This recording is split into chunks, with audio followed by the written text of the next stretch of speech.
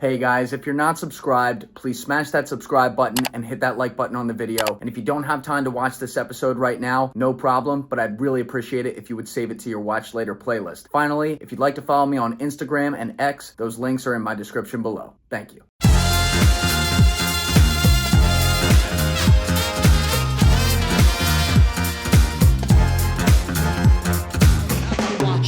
So basically, this guy now, he's pulled in, but that's not canceled, that trip. What happens is Diem in Vietnam is killed in a CIA-backed coup, which Kennedy is distraught about. He thought the CIA was just going to take him out of power. He didn't know they were going to kill him. Oh, they don't kill people, Lou. Kennedy pretended he didn't know. Jesus Whatever Christ. the case is, I know.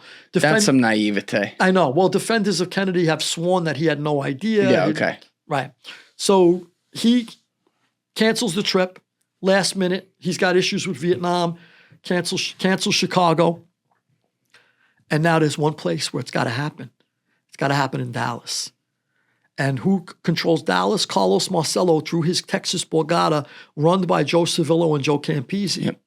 And who's one of the closest guys to Joe Campisi, the underboss of the Civillo Borgata? Jack Ruby. Oh, that's right. I was wondering when he was going to come up. Jack Ruby has a steak dinner with Civillo the night before the assassination. The underboss of the...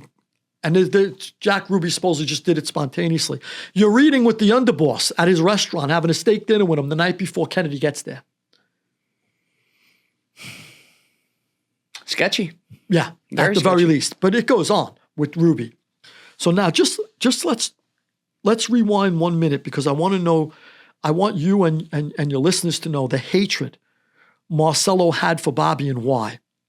So when Bobby wants to deport Marcello, he wants to deport him either to Italy. He's looking in Asia. He wants to just get rid of him anywhere. Asia? How would he even get him to Asia? Bobby was looking for anywhere that would take him and anywhere as far away as he could send him.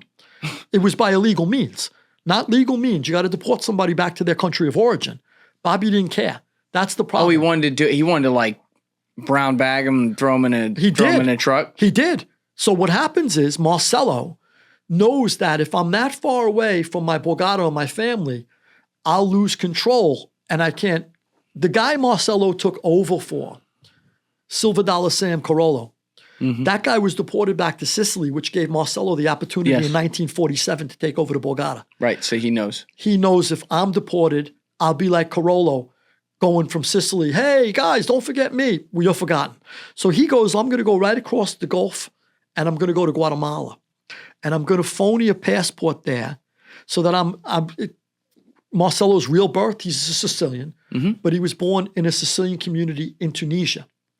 So technically, Bobby's thinking at first, before he thought of Asia and other places, he thought of either Italy, Sicily's part of Italy, or Tunisia. That was another couple of options. That's Bobby Africa. Yeah. Interesting. Yeah. So there was a strong exile community of Sicilians in Tunisia. You know, when they left for America, they went other places too. They went to South America. They went to North Africa. You know, they were always looking for a better life. Sicilians are very industrious people, and they pick up wherever they go. Yep. Yeah. So basically now, Marcello, he pays $100,000 to this guy, Carl Knoll, who goes over to the country of Guatemala and bribes people around the president. And they take him around in a presidential limousine, and they drive him through villages, and they find a records book. The year and day Marcello was born, they find a space, and they add his real name, which was Calogero Minicore, instead of Carlos Marcello, which was the later American name he took. And they fill it in, and they give his birth date, and then they take the records book to the State Department in Guatemala, and they say, give us a passport. They got the guys on the inside, they bribe. They give a passport, then they get a birth certificate. Then they go back and they take the birth certificate. And Marcello's going, okay, at least if Bobby deports me and I lose this battle, because he's been staying the deportation for a long time. If I lose this battle, I'll be in Guatemala. I'm a quick flight away. My capos could come see me. My family could come see me, and maybe I'll fight my way back. But I won't be far. It's a skip and a jump as opposed to across the ocean. Yeah. So Bobby knows this birth certificate was fraudulent. He knows it. He finds out through his own sources that Marcello forged this birth certificate because he knows he's from Tunisia. He knows where he's from. And he says, okay, he forged it. I'm going to fix his ass. The next time he goes to sign in at the Masonic Temple building where the INS offices were housed in New Orleans, he would have to go sign in once a month or whatever. I did that when I used to be on federal probation. I was on state probation. You sign in. So he's staying a deportation order, but they want to know where you are. So he's got to sign in. He usually signs the book. You say hello to the guy, you tip your hat, and you leave. Marcello goes in to sign in, and the guy goes, sit down. And Marcello thought that was strange because he's like, this guy's usually friendly with me. Sit down. And then all of a sudden, these big goons come out of the back, and they grab Marcello, cuff him, and they throw him in a car, and they rush him to Mossad International Airport, where there's a passenger plane, like a 78 passenger seat plane, waiting on the tarmac with just a pilot and co-pilot. And they throw him on the plane. They toss him on the plane. And he's on the plane going, this is it. This is it. And are they going to throw me out? I was just kidnapped. Now, with hindsight, we know that maybe Bobby and General Swing, who was the head of the INS at the time, who Bobby recruited to help him with this, we know that Bobby and General Swing had no intentions of murdering him, but I made a very good case when Pinochet took over Chile. He had an Admiral Carvajal who he said, look, round up all our political enemies, put them on a plane, tell them we could send them wherever they want to go. And once we get them in the air, just open the door and start throwing them out. So now today I make the argument, we know that Bobby Kennedy and General Swing are not equal to Pinochet and Admiral Carvajal, but there's no way Marcello could have known that. Don't forget, Diem is dead in Vietnam. Bobby also and Jack backed a CIA coup that killed Trujillo in Dominican Republic. So it's not beneath them to murder. We just know that now Bobby wasn't planning to kill Marcello, but that doesn't mean the Kennedys weren't okay with killing. And Marcello thought he was going to be killed. So Marcello is literally on the plane thinking, I'm dead. They just kidnapped me. They wouldn't even let me call my wife. They wouldn't let me get money, my toothbrush, nothing. And he begged them, please let me call my wife. One phone call. And they're like, F you, get on the plane. So he gets dumped in Guatemala. And he's a fighter. He didn't rise to the top of the Mafia for nothing. Like overnight, he books the Biltmore Hotel. He has his brothers fly in with suitcases filled with cash, and he's running a satellite office in Guatemala. And all the biggest businessmen in Guatemala are paying homage to him, and visiting him and wanting to invest. Please invest with us right away. Right away. So he's running shit in Guatemala. He's going to the racetrack. He's lighting up a cigar. The president's okay with him. He's taking over Guatemala, which is Bobby's not happy about, but as long as you're out of the United States. The heat comes down on the president of Guatemala, probably from Bobby too. But the press leaks out. There's a mob boss in here. He's having a jolly old time. And the Guatemalan president says, look, you got to go. Now they escort him over the border into Honduras. And that begins, he's with his lawyer. His lawyer goes, I won't leave you. So Marcello tells his family, go home. Don't worry about me. I'll be all right. And he goes with his lawyer. He's got a suit on with snakeskin shoes. And they have to and he's a squat little chubby mob boss. Yeah. And he's got to go a 17-mile trek through the jungle. Yeah. Through the jungle. He falls down a hill. The fucking snake sold his... Jules, he falls down a hill, breaks 3 ribs, and he's telling his lawyer, he's huffing and puffing on the verge of a heart attack going, listen to me, tells his lawyer. If I drop dead, you go tell my brothers to do what they got to do with that Bobby. Don't forget what I'm telling you. If I don't make it out of this jungle, you tell my brothers to do what they got to do. Now, you know the mob, Jules. What does do what you got to do mean? That means whack them. But that is also, it's crazy how Marcello is a guy who isn't talked about in so much mob lore and whatever. And his life is a movie if I've ever seen one. I mean, these subplots, I mean, it's like, I could see a Netflix series. All day long. Yeah. All day long. And he ruled in Louisiana, which has very interesting terrain, totally different type of economy and everything. Let me just mention something really quick. The Netflix assholes that take my books and use my books I'm going to kill them because I'm so tired of them reading my books. I'm dead serious. Who are they? I watch shows. I can't tell you how many. Let's call them out by name, Lou. Oh, no. Let me just say something. I watch shows that I see bits and pieces of my books, literally a line that's taken right out of my book. And then I'm like, son of a... I mean, what are you going to do, sue over a line? But you know that these guys, they don't know the life. They got to read my book, and then they translate it into paper. And no one wants to call you. By the way, there was one, I don't want to say, it's a big series that called me once, and they asked me a bunch of stuff, and they were trying to lead me to believe that they were going to bring me on as a consultant. They're such sleazebags in Hollywood. I get so tired of them, I got to tell you. But anyway, let me not go off on a tangent, because if you ever hear a guy went postal in Hollywood, just bank on it. When they identify him, it's going to be me. Gotcha. Yeah, because I'm like, I think they just heard you loud and clear. Yeah, I had enough of them. So call me up. Do the right thing. Call me up. Yeah, don't steal. Don't steal. I went to jail when I stole. You should suffer if you steal. You shouldn't steal from people. Listen, I'll get the Louisville downstairs. Yeah. You and me will go break a couple kneecaps. Don't steal from people. Don't worry. Don't steal. So anyway, that said, so Marcello works his way out of there by the skin of his ass. He makes it alive. He gets back to Louisiana, and Bobby now doubles down and gets him for illegal reentry and charges him with federal crimes through the Louisiana prosecutors. What year is Bobby's AG at this point? Yeah, well, he just became AG. This is within the first year. Okay. This is all happening within the first year. So now Marcello starts making threats. I'm going to kill Bobby. I'm going to kill Bobby. I'm going to kill Bobby. Is he sitting in jail? No. He gets out. He bails. He bails. But Bobby put suffocating liens on Marcello's family. He left them with no food in their refrigerator. Like all their checking accounts were frozen. This is Marcello's wife and kids. Yeah. An Italian guy with no food, that's a tough blow. Italian guy, right. And you with his family. Right. Right, Omerta, right? So now he starts, at some point, his threats towards Bobby Kennedy start to be directed towards Jack Kennedy.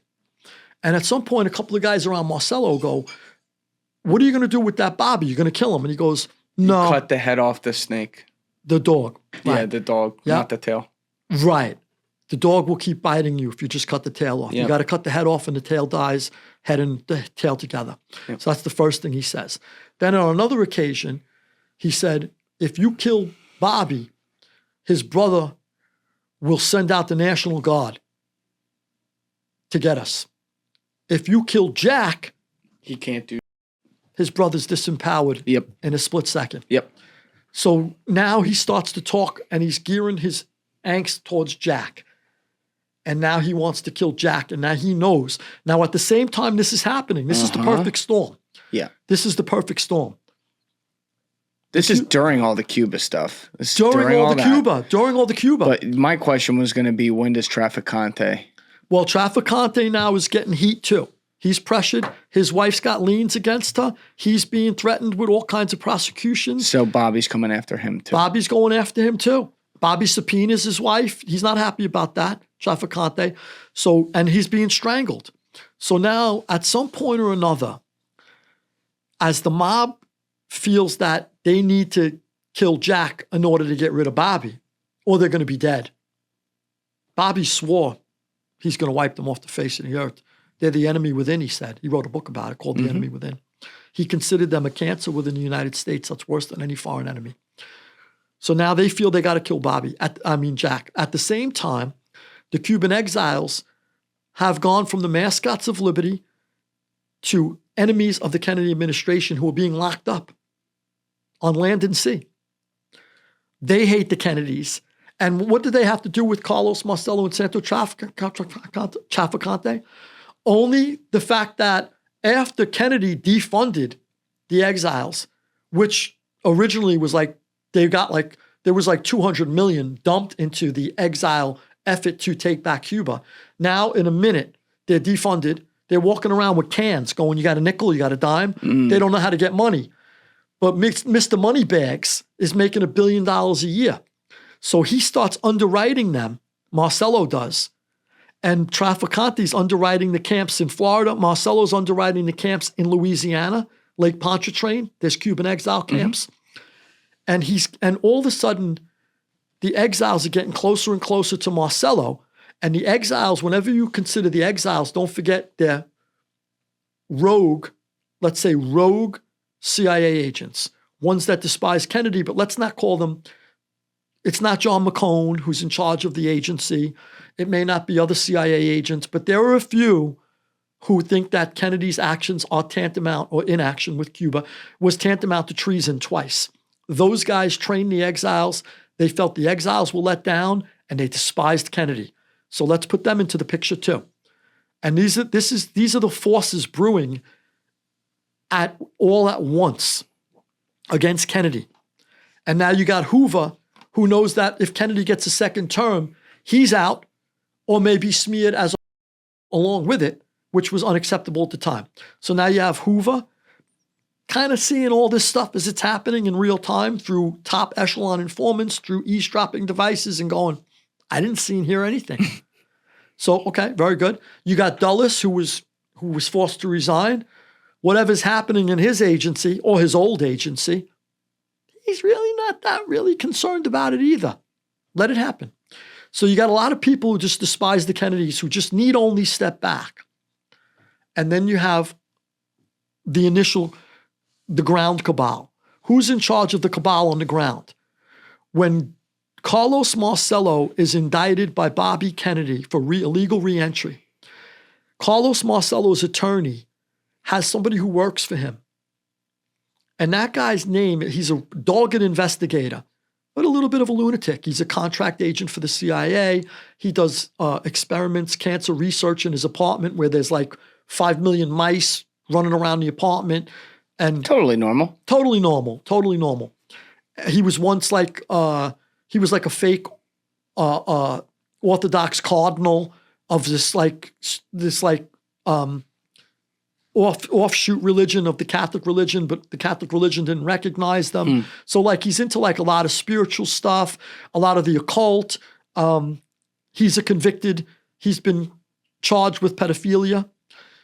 Just the full gamut. And he's completely opposite of anything you would ever think Marcello is, a traditional conservative mob boss who's like, when he first landed in Guatemala, this woman took him in, who was the general who accepted him at the border, at the airport. He said, go home with my secretary. And he was so embarrassed to sleep in the bed with her. He goes, I don't have any pajamas. I don't know how to sleep in the bed with another woman. Like he was like real, like prudish. And he's hanging out with this guy who's a pilot who takes young boys up into his plane, supposedly. He was accused of this on a number of occasions, and he molests them. Right. Now that guy was close with Lee Harvey Oswald in the Civil Air Patrol many years before. And he knows Oswald and hangs out with Oswald still. And Oswald and him have been seen at training camps that Marcello funds. And all of a sudden now that guy starts working for Marcello on this case that Bobby brought against Marcello, David Ferry. David Ferry was known, he was very cute. He despised Kennedy. He first kind of like when the CIA was playing around with making sure that we back Fulgencio Batista in Cuba against the rebel Castro, but also sending Castro a little aid just in case Castro wins. Oh, they were hedging. The CIA did. At the same time, Ferry was involved with that, so he kind of hedged too. But when Castro got into power and went full Marxist-Leninist, they said that we're out.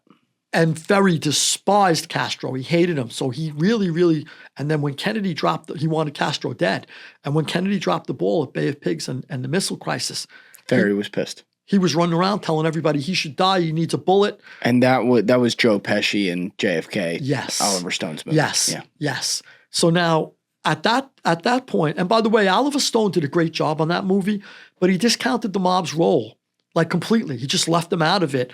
And that's like, I think his own myopic vision of what the mob was at that time. He's maybe thinking the mob now. Yeah, the mob wouldn't have anything to do with that, anything that big. Nobody would work with them today, like on a level like that. But back then, You know, you need. Oh, they had insane power back then. Exactly, and it was before the CIA was willing to kill on their own. The CIA was always Allegedly. Yeah, well, yeah. I mean, at some point, I think there's a sea change in. Yeah, they liked having. I guess you could say like proxies. Yes, proxies. A little deniability. Exactly. And at some point, I think the CIA made a huge move to say, you know what, we got ex-military, we could do these things ourselves. We don't need anybody's help. But at that point, it's what you said. You need a little plausible deniability. They were kind of just wetting their feet.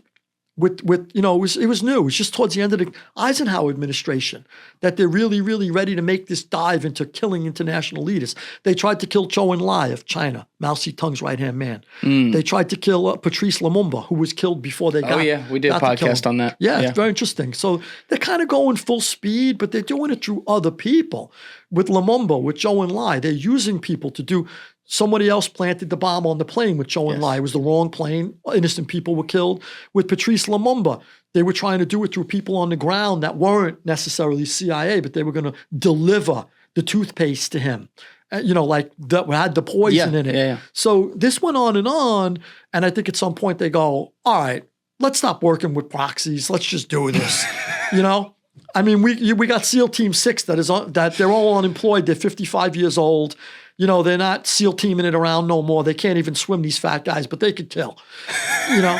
So, you know what I'm saying? Like, not to take anything. I'm 55. I'm not taking anything away from them. But, you know, I think they went full speed ahead on their own at some point. So they're still using the mob at that time. They felt like, look, they tried to use. Why should it surprise us if they were trying to kill Castro with the mob, that they might want to kill Kennedy with the mob?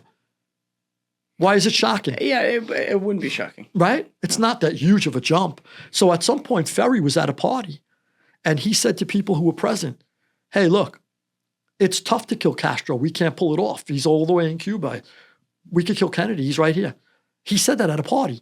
And he also said something really interesting. Who did he say that to?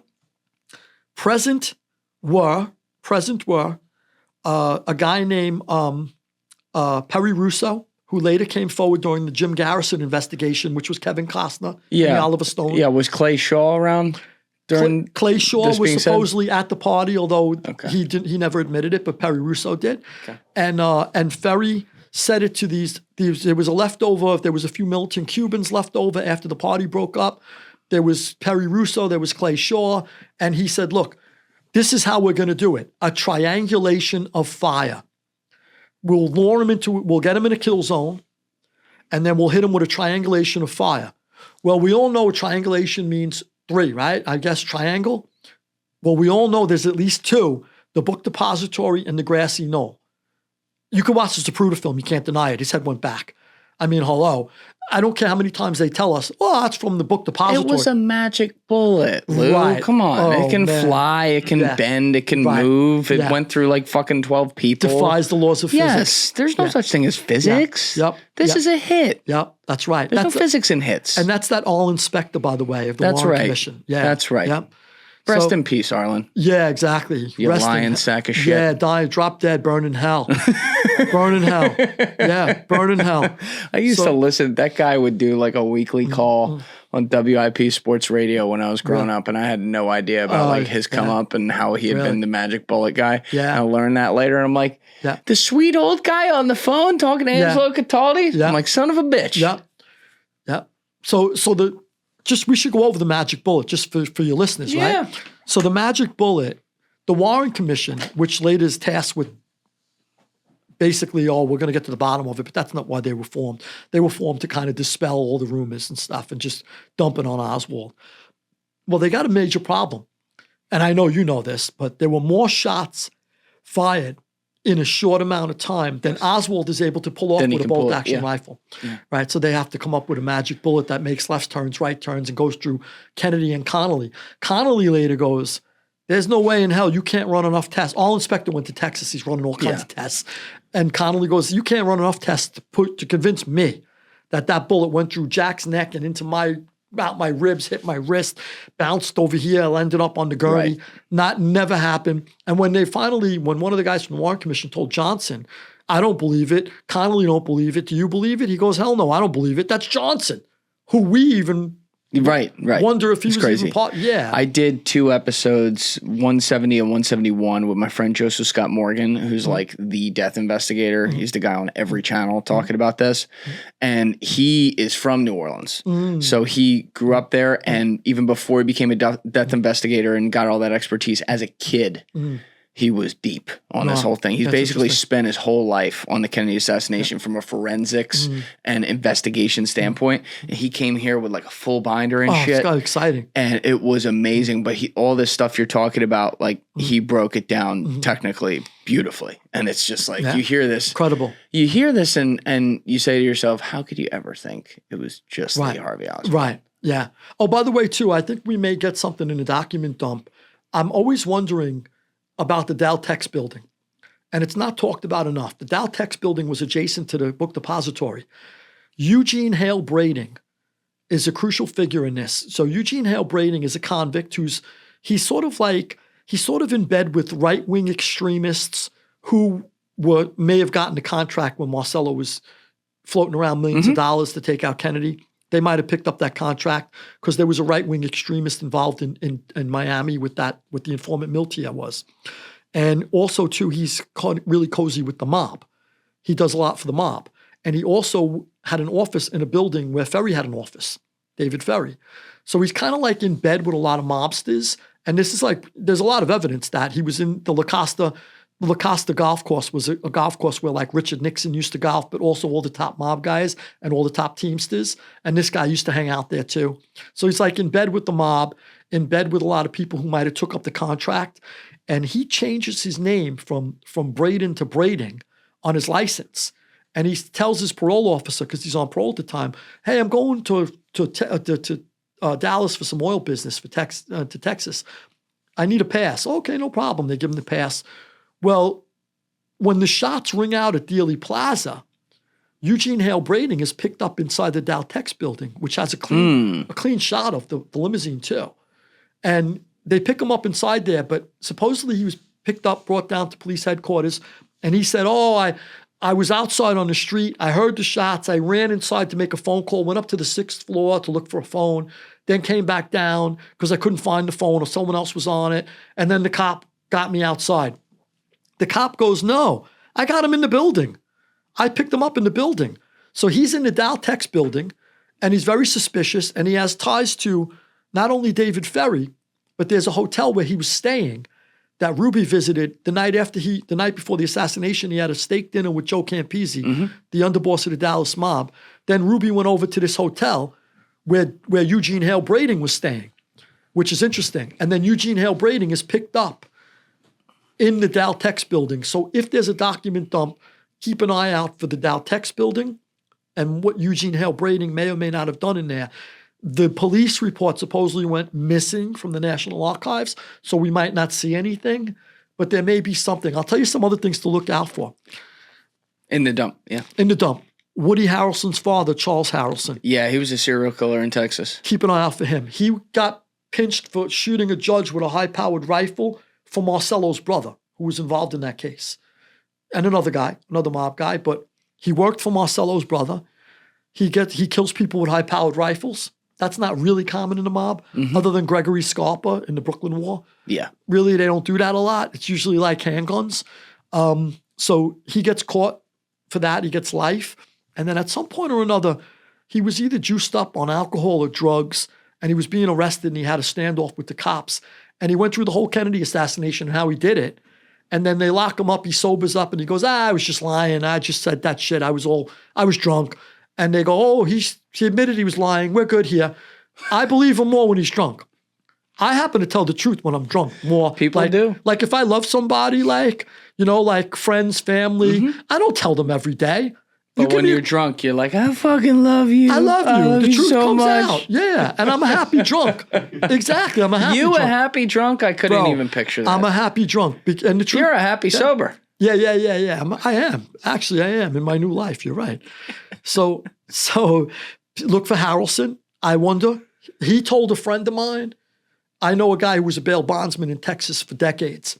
He knew Charles Harrelson. He said he told me he was one of the hobos. The hobos that got in the sewer? No, one of the 3 hobos that are in handcuffs. Remember, they were not in handcuffs. They were marched with the cop. The 3. There's a picture. Pull it up. The 3 hobos. The 3 hobos JFK. Let's pull that up. He said. Now, there have been facial recognition people who said that's Harrelson, but Harrelson himself told this guy, Rhett Stein. Is it this? All right, blow the picture up. Yeah, if you could blow it up. Okay, that's supposedly Harrelson. In the back? Well, or no, the front? I can't see from here without my glasses. I think it's in the front, and then the front or the second guy. I can't remember. All right, can we pull up a picture of Charles Harrelson? Let's make a little comparione here. Now he admitted it, and then they buried him. Oh shit! Yeah. Wait, go back. Hit that. Now go back to the other picture. What the fuck? Yeah. Okay. Yo. Yeah. Interesting, right? Yo. Yeah. Yup. That front guy. You look for him. Yup. Interesting, right? I've never seen that before. Yeah. Not only that, he admitted it. He talked about it. What are the chances that guy's there? And what are the chances that he tells the cops, it's me, I did it, I shot or whatever? You know, I mean, we don't have it because they buried it. Dude. Oh, that just sent a chill up my spine. You should get Woody Harrelson in here. See what he thinks about that whole thing. Do you think he would want to talk about that? I don't think he wants to, but if it comes out in a document dump, he may be forced to. Yeah, I mean, that's the thing. And like people... And his father would have told him on a visit, like a wink. Maybe, but like Woody Harrelson has nothing to do with the sins of his dad. I'm not blaming. No. I love Woody Harrelson. I know, but I'm saying like guys like he's that. He's one of the Hollywood guys I love. He's amazing, and I'm sure that like everyone wants to get a clip out of him. Oh, let's ask him about his dad. It's like if he wants to talk about that, he'll fucking walk in a studio somewhere and be like, "Let's talk about my dad." I don't think he wants to talk about it. I don't think you're going to get a lot of gigs in Hollywood if you say, by the way, my father killed the greatest. I mean, well, people know that, but well, they don't know that he maybe killed the president, but they know, obviously they've divorced him from that. Oh, right. You know what I mean? But still. I think it's a second divorce will be needed if this comes out, though. That is fucking, that's him. So he told Rhett Stein, who was a bail bondsman in Texas, he told him 3 times, that's me. He goes, I'm the hobo. Now, those guys were mysteriously questioned and let go, and there's no record of that either. Just look at the hair and the ears and the chin and the eyes. Go back to the other picture, Leslie, that we have right there. The one we... No. The one of... Oh, wow. That's the photo that came up when you look up the Charles... Wild, right? Yeah, where was the one... All right. It's right here. I just put JFK. Yeah, that... Dude. Look at the because that's a similar angle. Mm-hmm. Look at the jaw, the ears, and the hairline. Go back. Mm-hmm. Now he's older here. Mm-hmm. But bro. Bro. The square forehead, exact. Oh, it's exact. The forehead looks like it was transposed. Yeah. Yeah, it looks like the exact same person. Yeah. It's wild, right? So that may come out. Keep an eye out for that. I'll tell you other things that may come out. Quick question before you do. Mm-hmm. These files that the executive, the president, is ordering to come out. Mm-hmm. Do you think they're the files that they've been told about behind the scenes and there's another file that they're not told about? Yes. Yeah. I don't think we're getting it all. Yeah, I think you're going to have, I'm going to tell you 3 things. So one is you're going to have redactions. Guaranteed. That's the first. Second, there is stuff we don't know about that's been missing forever. That's right. Yeah. Third is if there's a few that haven't gone missing yet, they still may. But you've had 60 years to go into the National Archives, which you have the key for. Mm-hmm. You could send a team in there at midnight, any night for the last 60 years. And you haven't done that? I can't believe that. This file, that file, this file, that file, get rid of them. Go in there with a paper shredder. I can't imagine that there's that much that they haven't gotten rid of. Anything directly, if let's say, for example, there was anything directly to pull them out of the air, Dulles. Let's say there was something direct to Dulles. Hypothetically. Yeah. Something to Richard Helms. Yeah. Hypothetically. You think that they were part of the CIA and they couldn't figure out how to... That's exactly what I'm saying, man. Yeah, so we're I appreciate, this is one thing, I appreciate Trump trying to pull it out. That's nice, but the chances that those things haven't been burned after reading... Well, here's something big with Trump. This, I hope Trump hears this because this is big. Oh, he's a huge listener. He may be. You don't know. He listens. Get the fuck out of here. I'm going to tell you. I'm not telling you. Be like, this liberal scum. I'm never listening again. Yeah, you're pretty middle of the way. You're pretty middle of the way. Yeah, but anything that's not, he's going to call liberal I got to scum. tell you, he went on Joe Rogan. Joe Rogan was at one point more left. Yeah, absolutely. Yeah, I mean, he was hard left. Yeah. So, Joe Rogan, I remember him saying he loved Bernie Sanders. Yeah, he literally endorsed him. That's like endorsing Che Guevara. That might be a stretch. It might be a stretch. It might be a stretch. Let's not go crazy, Louis. Let's not go Louis, you got a good one. Louis, you're part of the tribe. Louis, you shouldn't say that as part of the tribe, Louis. Yeah. Well, you're an adopted part of the tribe. I'm more of a Jew than him, I think. I don't think he even recognizes it. I don't know. Whatever. But okay. So moving on, you don't know if this could get to his attention because I want to make sure this is clear because this is what he should look for. Okay. No one has ever, they've tiptoed around it. And we're going a little further in advance, but this is important. They've tiptoed around it for the last 60 years. I read books. The House Assassinations Committee, they took a quick look at the Secret Service, but they're fine. The Warren Commission, we took a quick look at the Secret Service, but they're fine. The Secret Service is fine.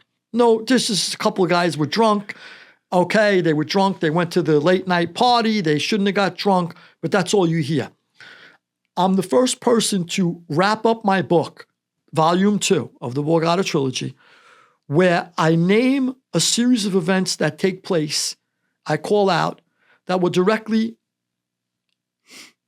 go to the head of the Secret Service, and this is what happens.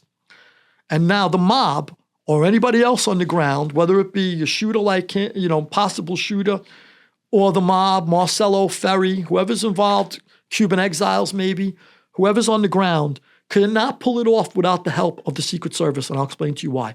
Could the CIA have gotten to them? I don't know.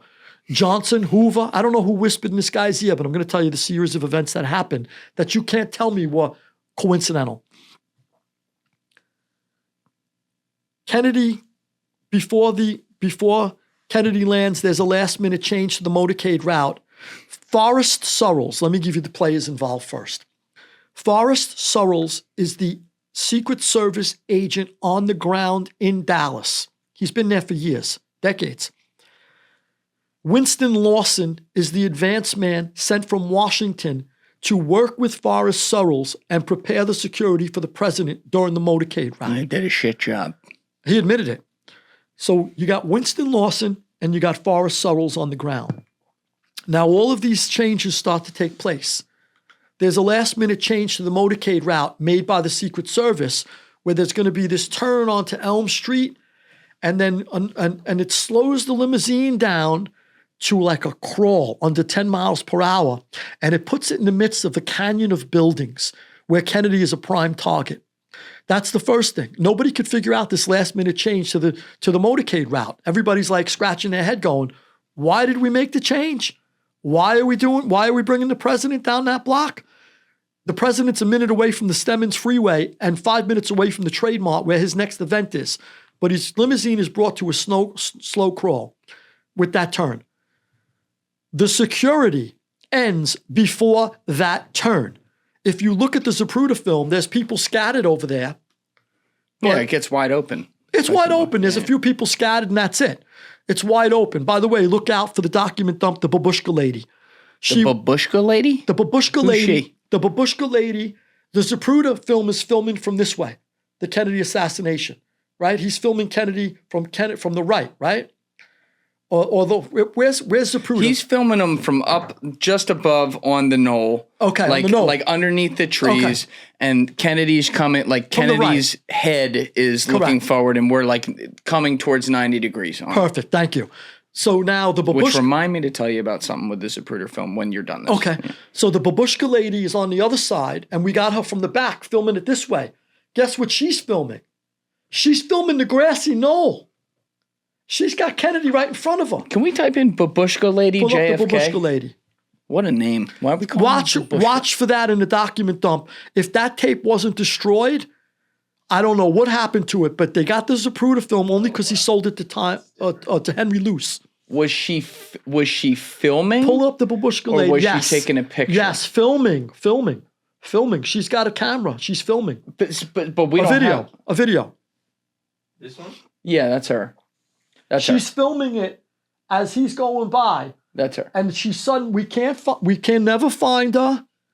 And we don't know where she is or who the tape was. People came up later and said, oh, I was the babushka lady. There's no proof of that. Whoa. And nobody's ever produced the tape. She's got a better shot of the Kennedy assassination than Zapruder could have ever had. Okay. So keep an eye out for that. All right, If anything relates to it. Now I'm going to come in with this thing I was going to tell you Okay, about. and then we'll go back to the Secret Service. Yes, we'll go back to the Secret Service. Have you seen this documentary, The Octopus Murders, on Oh, son of a bitch. They killed on him. Netflix? That guy's still alive. Do I have the right ones? You don't have the the guy right who was one. killed in his hotel room? Oh, yeah, exactly. The journalist. guy who supposedly killed him, who met him, that guy's still running around. Yeah, I don't even remember the details of who they speculate did it, but it's an amazing documentary. My friend Danny Jones did a great podcast last January with the guys who made that, and they did this whole odyssey where, you know, they followed these cases forever. And the Octopus basically was, the idea of it was that this journalist that you just alluded to correctly, who was killed in his hotel room, that they, I think, ruled a suicide. He killed himself by bludgeoning himself to death all over the room. That's right. In the bathtub, I think. I forget what his name was, Danny something, but that was in like 1989, 1990, something like that.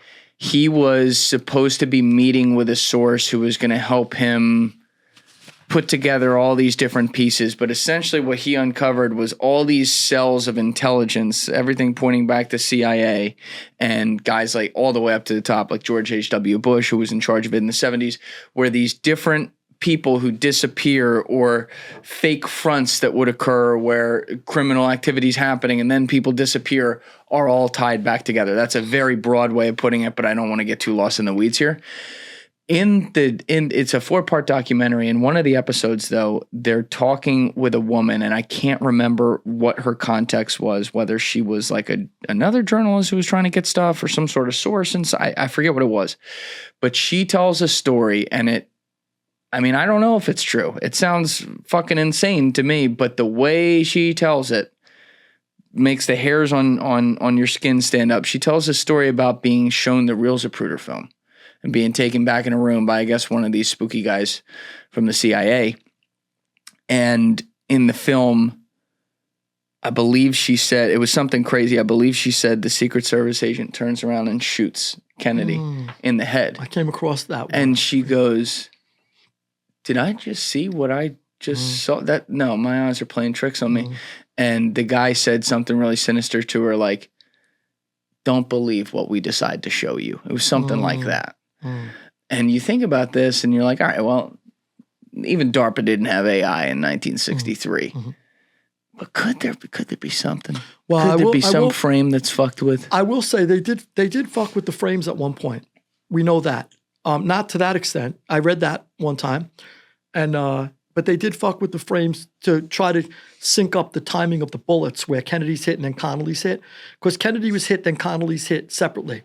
And it's obvious, but that magic bullet, for it to work, they have to be hit together. The magic bullet has to work. So they fucked around with the frames for that, and then it came out, and then they supposedly... The other thing is Henry Luce was close friends with John Foster Dulles and Allen Dulles. Oh, that's awesome. And he's the one who bought it for Time Life. He bought the film and then buried it in a bin. Excellent. Right, not to show, as a media mogul, you would think you bought it to show the American public, you bought it to bury it. That's right. And then it only came out later by accident. So that said, I will say this, whether that's real or not, if you're lied to for 60 years, you get us to a point where anything's believable. That's right. Because you got us like, we don't believe you anymore. That's right. And that's the problem. Yeah, and we're fighting this battle in society more than ever right now, where we have Main Street, which you and I are a part of, not trusted institutions. And I always try, I do my best, because I see it that way too. I agree with so much of the crowd out there. Like, there's so much not to trust when you've been lied to on such a massive scale on some of the biggest things. Exactly. But I try to pull people back as best I can, back towards that healthy middle where it's like, okay, yes, we can look at things that have happened in the last 5 years where we were lied to. We can look at things that go all the way back to like the Kennedy assassination that we were lied to. But what we can't do is become the opposite end of the other spectrum, which is to say every single thing that ever happened is all a lie and everyone is corrupt and everyone's a conspiracy, because then you're not taken seriously. And it's going to continue to create that divide there, because I actually believe that institutions, whether it be government or, you know, regular, even corporations, stuff I objectively don't even like.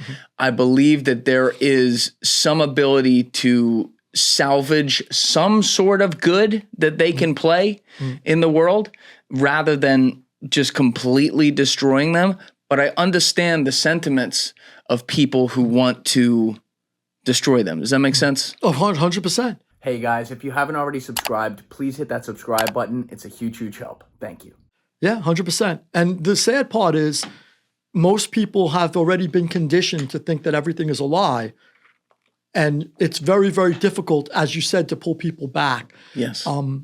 They're in this zone already. They've sort of detached themselves from that anything could be reality. You know, and I think it's very sad. I think at that point, you could tell them, you know, they're gonna. If you tell them red is red, they're gonna say no, it's blue because you said it's red. That's exactly right. Yeah, and it's sad, and we've come to that. But you were talking about the Secret Service, though. That's where we got off this. Look out for the babushka lady and that tape. Yep. I don't know. I think it's probably been destroyed already. I think that they definitely had to confiscate it. They had to find her and get that tape. You think they killed her? I don't know, because it could be. Who knows? Because it would have been more crucial than the Zapruder film, because Abraham Zapruder's got an angle that she's got a 10 times better angle because she's facing the grassy knoll. For all we know, she's got a rifle barrel in her sights. Yeah. Can we, Alessi, can we pull up the CIA's Wikipedia just to see what they say about this? The CIA's Wikipedia. Yeah, no, that means just Wikipedia, but you get the point. I just want to see what the narrative is they're writing on the headline here. So let's read this. The babushka lady is an unidentified woman present during the 1963 assassination of U.S. President John F. Kennedy, who might have photographed or filmed the events that occurred in Dallas's Dealey Plaza at the time President Kennedy was shot. Her nickname arose from the U.S. Army headscarf she wore, which is similar to scarves worn by Russian women. Babushka literally means grandmother or old woman in Russian. The babushka lady was seen to be holding a camera by eyewitnesses and was also seen in film accounts of the assassination. She was observed standing on the grass between Elm and Main Street, standing amongst onlookers in front of the Dallas County building, and is visible in the Zapruder film as well as in the films of Orville Nix, Marie Muchmore, and Mark Bell. 44 minutes and 47 seconds into the Bell film, even though the shooting had already taken place and most of the surrounding witnesses took cover, she can be seen still standing, tough bitch, man, still standing with the camera I'm gonna tell you about at her face. After the shooting, she crossed Elm Street and joined the crowd that went up the grassy knoll. The babushka lady is last seen in photographs walking east on Elm Street. Neither she nor the film she may have taken have ever been positively identified. Her first appearance on film chronologically is on the sidewalk in front of the Dallas County building, which is visible in an image as being on Kennedy's right. She would have crossed Houston Street and onto Dealey Plaza in order to be visible in the Dealey Plaza images. That may imply that the images show two different women of similar appearance. Interesting. It is plausible that once the motorcade passed by, she was able to cross the street to catch a second motorcade drive past on Dealey Plaza, where she would be on Kennedy's left. Now go down real quick, Alessi. Let's see if there's like something called.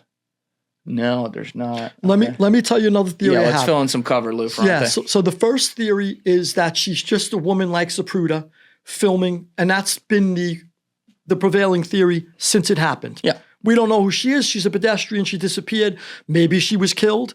I would think they would have to track her down. I would think that they would want to confiscate the film, destroy it, and kill her if they have to.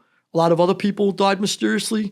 There were a crazy amount of coincidental suicides. Oh my, don't you love that? Right, yeah. There was a lot in that in the mob too, right? Coincidentally, and whistleblowers killed themselves a lot too for some reason. Well, they think they can't. They think they can fly. Yeah. Turns out they can't. Yeah, a lot of whistleblowers just say, I'm checking out after I blow the whistle. Right, they just go for a little. Yeah. So that's very common. So the babushka lady, that's one theory. I'm going to tell you my own theory that's possible also. So one is, I agree with that. So It's this a is the possible Ferrante theory. Ferrante theory, never been talked about before. You're hearing it first on Worldwide exclusive. World Star Hip Hop. Right? Let's go. Hearing it first on Julian Dorey. If I was in charge of the hit, like I believe David Ferry was, the conspirators, would it be crazy for me to say to you, hey, Julian, why don't we film this thing? Let's get, what's her name over there, who's like, maybe she's got an army scarf on. I don't know, maybe someone we could trust. A woman who's been maybe in the military or something. She's part of our thing. Have her film it for us. I want to watch Kennedy's brains get blown out after, because I hate him so much. Seriously, you don't know. Seriously. How about if the babushka lady was working with the conspirators and her job was to film it? She's awful. So they could enjoy it? She's awful. I don't know. So they have it. She's awful cool under pressure. She's not scared. She keeps filming. How do you keep a steady hand like that? Zapruder did too, which is amazing, by the way. But she keeps a real steady hand. Then she's just seen walking away. She doesn't go run.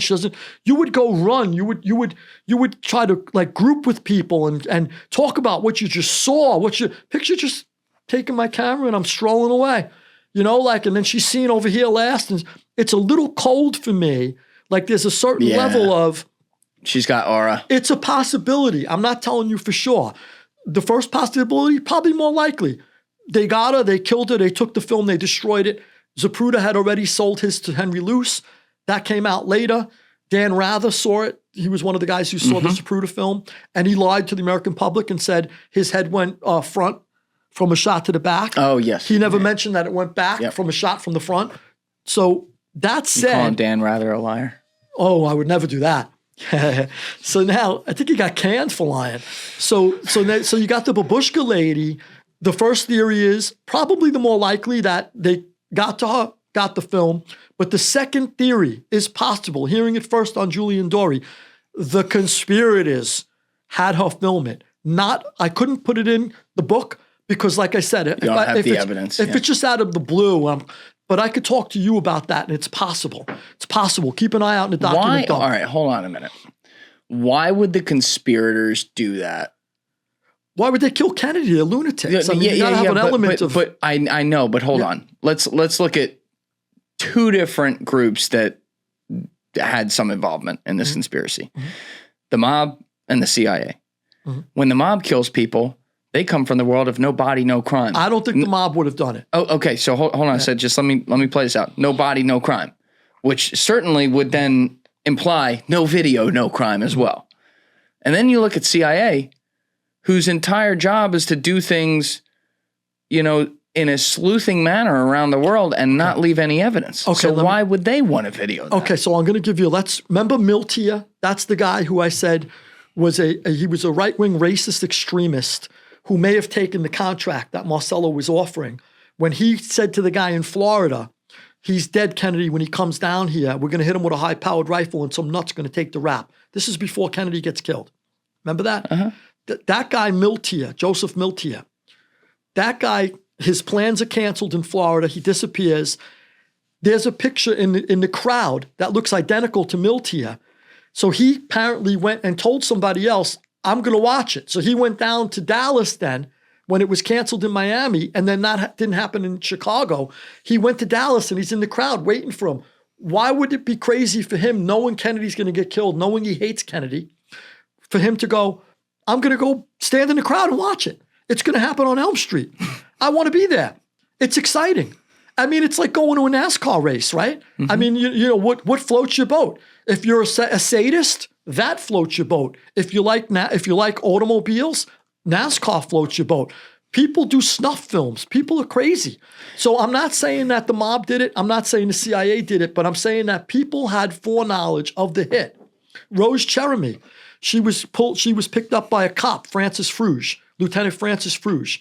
Before the assassination, she was on the highway, beat up, thrown out of a car. Francis Fruge puts her in the car. He goes, where are you headed? She goes, I was doing a drug run from Miami to Houston, and the guys were with me, these couple of Italian guys, and they said they're on their way to drop off the drugs, drop me off with my kid, and then I forget if she was with a kid or not. Drop me off. She wasn't with a kid when she was taken, but drop me off, and then and then head to Dallas to kill the president. She says this before he's hit. She's a hooker. She's a topless dancer for Jack Ruby, who's in the know. Now she goes to the hospital. After Kennedy's dead, Lieutenant Francis Fruge goes back to the hospital. He was just thinking it was a drug-induced fantasy. She was doing heroin withdrawals, and she's beat up. I'm not listening to her. When the president gets killed, he goes, oh my gosh, that woman told me. So he goes back to the hospital, and the 2 doctors that tended to her wounds, she told us both that Kennedy was going to get killed. And then she was watching the TV and she goes, here, it's coming now. Any minute now. Oh my God. Yeah. So Francis Fruge now calls up the Texas police and the Louisiana police and everybody he could get his hold of. And they go, no, we're not interested anymore. So this is a woman. So people knew. So who's to say now, let's say a Rose Cherami type who's not maybe heroined out, but it's the Babushka lady, her cousin or something, and says, I want to film it. I don't know why. Maybe, you know what kills me with this, Lou, when I look at this case? If the tip of the spear did it, which I think they did, right? And call that the government. Oh, I know. Call it the Pentagon and Joint Chiefs of Staff and the intel agencies. Yes, they're the most powerful people that have the most ability to get intelligence on anyone else that could get in their way in the country. Let's just look domestically. I understand that. However, this was a public execution. Right. You are talking about people from everything down to the local beat cops. Like the sheer number of people who could look into this or have connections to get evidence to all the people that scatter on the ground. Like of the 100 people that were standing there at Dealey Plaza or whatever, each one of them has a story and saw something. They're all related to fucking at least 20 people. And those 20 people know, you know what I mean? They shut them down. It gets it, but that's what I'm saying. The ability to completely shut down all leads right away to the point where there's a woman who was saying this is going to happen live. And when you call up just the local police, they say, no, we're not looking into it. That means they had to be got into at that point. Right. Well, by then, Washington put pressure on the local police and said, we need to squash this whole thing. It's the lone assassin. It's Oswald. We don't want to go any further with the investigation. You know how crazy that is, though? So let me get back to the Secret Service, which is interesting because that's how high it goes, and I'll prove it to you. So the first thing we were saying, to get back to the Secret Service, the first thing, and please, if somebody knows President Trump, tell him about this because this is crucial to something more recent. So the first thing that happens with the Secret Service is they said there's going to be a last-minute turn on Elm Street. And they place Kennedy in this kill zone. Then they say, okay, the sun's out. We're going to take the bubble top off. Okay, you could say they're going to take the bubble top off because the sun's out. It makes sense. But it's another thing that puts Kennedy in the line of fire without the bubble top. They say, well, some people go, that's nothing. The bullet could have easily went through the bubble top still. No, but you want a clean shot at his head. So it's a lot easier. It'd be a lot more difficult. Exactly. So they take the bubble top off. Now, that's 2 things, right? Let's keep going. There's supposed to be 2 Secret Service guys standing under the left and right tail lights.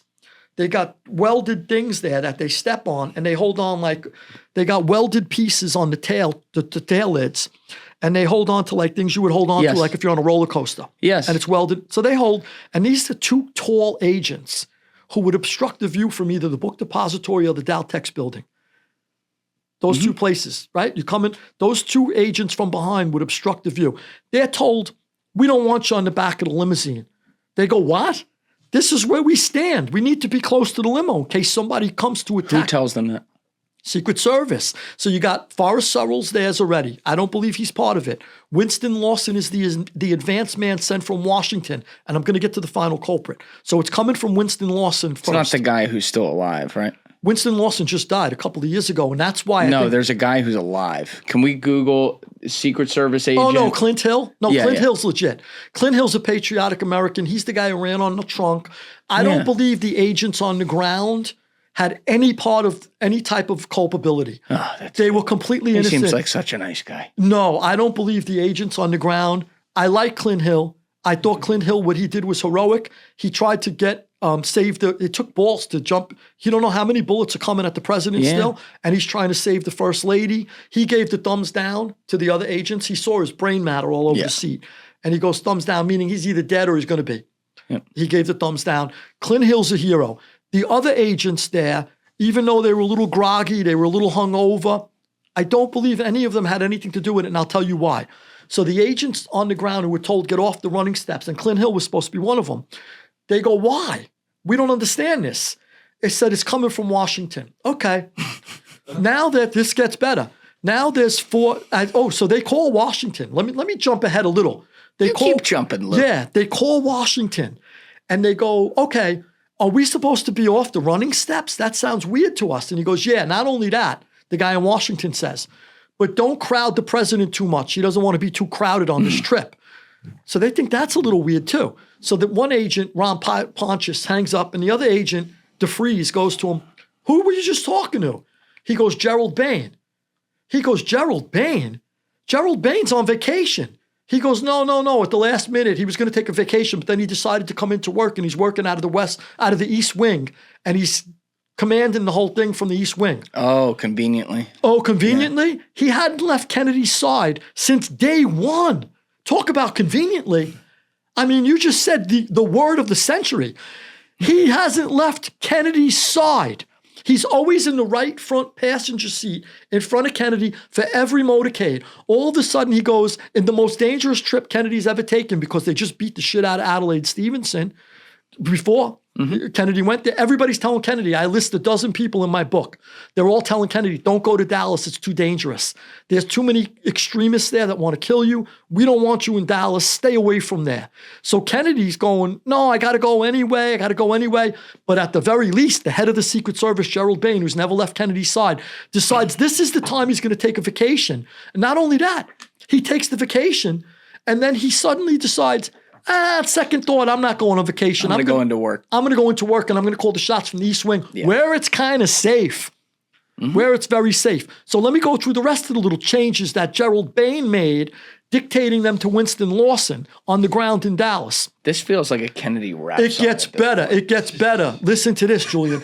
There's 8 motorcycle cops supposed to be surrounding the limousine, right? 8 motorcycle cops. Let me guess, they didn't. 4 get bumped to the back. Yeah. They go, why? They go, we want 8 around. Kennedy don't want to be crowded, bump 4 to the back. They keep blaming it on the dead president now later. Kennedy said this, Kennedy didn't want to be. He's dead. He can't defend himself. So now they bump the 4 cops to the back. Then you said nobody's filming, right? Nobody, tried the Bush lady in the Zapruder film. You mentioned, well, who would be? You got a press vehicle 2 cars back.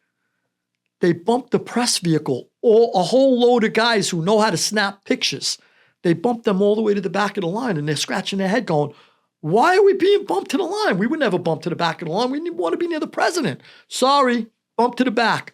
So now the press vehicle, 4 motorcycle cops to the back, press vehicle to the back. They're pulling people away from Kennedy. The 2 tall Secret Service agents who would obstruct the view pulled off the bumper. The bubble top pulled off. The last minute turn onto Elm Street. There's no security detail in the kill zone. Take a look. No more Secret Service agents, no cops. That stopped before the turn. And the cops were told to have their backs to the crowd. They go, what good is it to have our backs to the crowd? We want to look at the crowd. Nobody scoured the buildings in the kill zone. He's drawn into a canyon of buildings, and nobody went through the book depository. Secret Service, the first thing they're supposed to do is make sure you go through the book depository in the Del Tex. He's got a canyon of buildings he's in the midst of before he gets on the Stemmons Freeway. Anything except a sloped roof. All these decisions, if they're not made... He didn't, that didn't... Oh, anything but a sloped roof, right. And that's what comes... So here, listen to this. So I finished this book. Months before I turned it into the publisher. Months before. July 13th. That's when the assassination attempt? Yeah. And I'm telling everybody I know, if something happens to Trump, watch the Secret Service, not the guys on the ground, I said, and women, very heroic men and women, whether they botched up, they didn't act fast enough, they were heroic. They surrounded him. They tried. They should have pushed them down a little. Whatever they should have did, you could criticize them. I'm okay with criticizing people. People criticize me. That's fine. But they were heroic. In the end, they dragged him, and I don't believe they had anything to do with any of if there was a conspiracy. Washington. Look for Washington, I was saying to people, the Secret Service in Washington. And then I found out that they were denying him extra. He was begging for it. And they kept denying him. Then I found out they didn't do the perimeter, secure it correctly. Then I found out there were no agents outside the perimeter. Then I found out the guy had a rangefinder and he's walking around. And, there's too many mistakes. And I've been telling people for months since I handed this in. I'm the first person to dump the whole thing at the end saying the mob, the Cuban exiles, whoever you want to say were on the ground, I'm with it. I paint a great picture of that. But they couldn't have done it without the Secret Service making all of these last-minute changes. So now let's say, okay, what happened? Well, Winston Lawson got canned, never got a job again, and Gerald Bean was on unemployment for the rest of his life. Bullshit. Winston Lawson got a cushy job with the Department of Defense, and he said, I'm the only president, I'm the only guy who cost the president his life. Wow, I'm doing pretty good. And Gerald Bain was trusted enough by Lyndon Johnson to be the head of his security detail. Would you have trusted Gerald Bain after that? Nope. Would you have said, look, let's get rid of Gerald Bain. First things first. I'm not going out in public with this guy. Yep. Unless you kind of know that he'll protect you. He may not have protected him, but don't worry, you're Just good. don't talk to Khrushchev. You're fine. Something's up. Something's up. And look for that in the document dump too. Look for that. And get that to President Trump and tell President Trump, if anybody's listening, somebody in his administration, tell Trump to dig deep for what happened with the Secret Service and Kennedy, because everyone's giving them a free pass. If it's there. If it's there. If it's there. If it's there.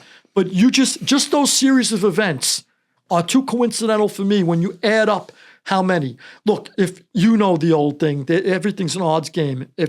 If somebody accidentally hits your car this morning, it's an accident. If that same person then throws a rock at your head, maybe he missed, he was throwing it at something else. If the next person, then he takes how many things? That's right. Before you say, okay, this guy wants to kill me. That's what I'm saying. The whole thing with Kennedy, start to finish. Before the build-up, the immediate build-up, the day, the pulling people off of security, changing your circumstances. Okay. It's all. I got another first for you. First on Julian Dorey. Ready for this one? Exclusive. Yeah. It's dead serious. Breaking news. Breaking news. Check this out.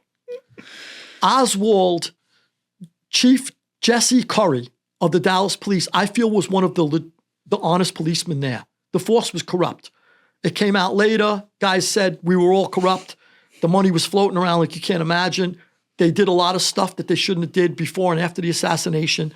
We could go into that another day. There's a lot going on there with the Texas police. But I believe that Chief Jesse Curry was an honest cop. Curry wants to move Oswald from police headquarters to the county jail in the dead of night in secret. He's told a call comes from Washington saying he needs to be shown to the public. And that's why Ruby gets the shot at Oswald. God. Okay? And Curry's so twisted about this later that he writes in a book, I didn't make that decision. The call came from Washington. So Oswald, why do the people in Washington need to show Oswald to the public? Oswald gets transferred. He's still alive. They needed to kill Oswald, and that came from Washington. So the mob had help. The mob's doing the groundwork, the dirty work. Of course. I've never thought it was just the mob or something. And just as they were underwriting the Cuban exiles after the government defunded them, I feel like they underwrote the entire conspiracy on the ground. $1 billion a year Marcello's doing. What's a few million? What's a few million to him to get the Kennedys out of the way? And then he knows, too, who he's working with, and he knows the investigation ain't going nowhere. You're in bed with the CIA and the FBI. How far is the investigation going to go? He knows he's in the clear. Yeah. Now, do you think that the mob in this case, let's just call it, let's put the mob and Cuban exiles in the same boat just for a second and not worry about the semantics of who officially ended up on the ground, whether it's both or all that. Let's just say they're both brought into this discussion with CIA. I would think that they're going to be left in the dark on pretty much everything other than where their expertise is going to be brought in, which is maybe actually whacking the guy or say whacking Oswald afterwards. And the government is going to say, look, we're already making a deal with you. We're giving you something you want. You're giving something we want to us. But all the details of how this is going to go down beforehand, and more importantly afterwards, you guys don't know shit about that. Yeah. So this is how I did a major heist back then, back in the day. During your time. rogue days. During my rogue days, I was known for doing heists. That was my thing, and I was investigated for it and put away by the FBI. That was my thing. If I did a major heist, I would try my best to disassociate pieces. So for example, let's say I need 2 stolen cars. I would ask Alessi, who doesn't know you really. Alessi's from Brooklyn, you're from the Bronx maybe. I would ask him to do me a favor, get me 2 cars, I need them. He don't ask questions, he gets me the 2 cars. I put them on the side.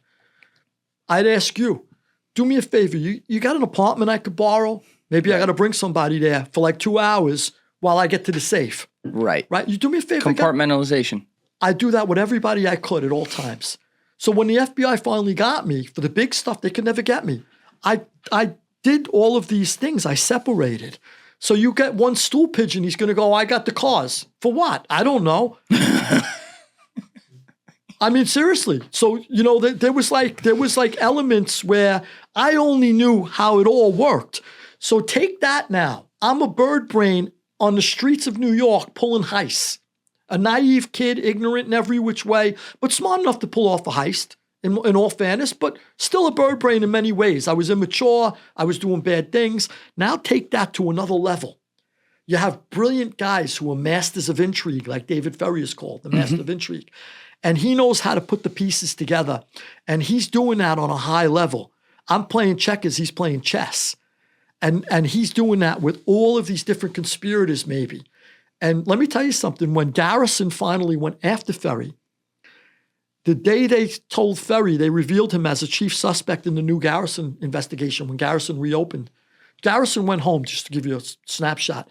Garrison went home and he read the multi-volume, 26 or 28 volumes of the Warren Commission report, 888-page final report. And he says, this is a bunch of bullshit. And he was the DA in New Orleans, right? In New Orleans, right. That's right. And he goes, you know what? I'm going to open up a case. So he goes after Ferry, and he never goes near Marcello, though. And a lot of people ask smart questions like G. Robert Blakey, who you mentioned for the RICO. Yeah. G. Robert Blakey goes, gee, it's real curious how Jim Garrison could go after Ferry with such this crusading spirit, but tiptoe around Marcello. Right. And literally they're in bed with each other leading up to the assassination. And after the assassination, Marcello, he's no longer needed in court because Marcello's acquitted the day of the Dealey Plaza hit. The day of. Oh, he's acquitted? Oh, man, this is a big part. Yeah, fill me in. Marcello is in court for the Because there's a famous story of Trafficante and Marcello with another context, but please fill this. This is great. Marcello's in court. Marcello's in court. And he's sitting there waiting for the jury to come back on his case that Bobby Kennedy instigated. The deportation case. No, illegal reentry. Right. Which stemmed from, you're right. Which would then involve him being deported. Correct. So now Bobby is at a big organized crime meeting in Washington that he's chairing, and he's the AJ. So he's got prosecutors from around the country, and he's going through this whole thing of how he's going to target the mob. And John F. Kennedy's second term, we're going to step it up even way more than we did this time. We're going to destroy them and dismantle them piece by piece till there's nothing left. That's Bobby's agenda. He's in Washington doing that. Carlos Marcello's in Louisiana on trial. The jury goes out for the illegal reentry / deportation case. If he loses, he goes to jail and then gets deported. Mm-hmm. So he's got everything on the line. Everything on the line. Who's in court with him? David Ferry. Oh, it gets better. On the 22nd. Oh, it gets better. Gets better. As they're waiting for the verdict, they're waiting for the jury foreman to come back with the verdict. The bailiff walks in. And the bailiff walks up to the judge and hands the judge a piece of paper. The judge looks down, and then all of a sudden, a look of shock goes across the judge's face. And he says, I have very bad news. He says, the president's been shot in Dallas. And the whole courtroom gasps, except Marcello and his brother, who was on trial with him, because they tried to loop the brother in, Bobby did. They're stone-faced. Now, there's no record, I said, of Ferry's expression, but he was in court too. But we don't have Ferry's expression. How do we have a record of Marcello's expression without cameras? If John H. Davis reported, spoke to witnesses in the courtroom who reported Marcello's expression. When did they report that? After the fact. Gosh. Because that could change. It could change. It could be people trying to put it together. Like, but whatever his expression was, it happened, right? So let's just move that. Ferry's in the courtroom with him, though. That's a given. Now, he's acquitted. And they just get word. I'm sorry, they just get word as he's waiting to be acquitted. Then he's acquitted. Then the jury comes back. Later comes out he bought a juror. He's acquitted. No he shit. leaves the court and his family wants to celebrate. And they said he's got something heavy on his mind. And him and Ferry talk, and then Ferry takes off for Texas through a midnight storm.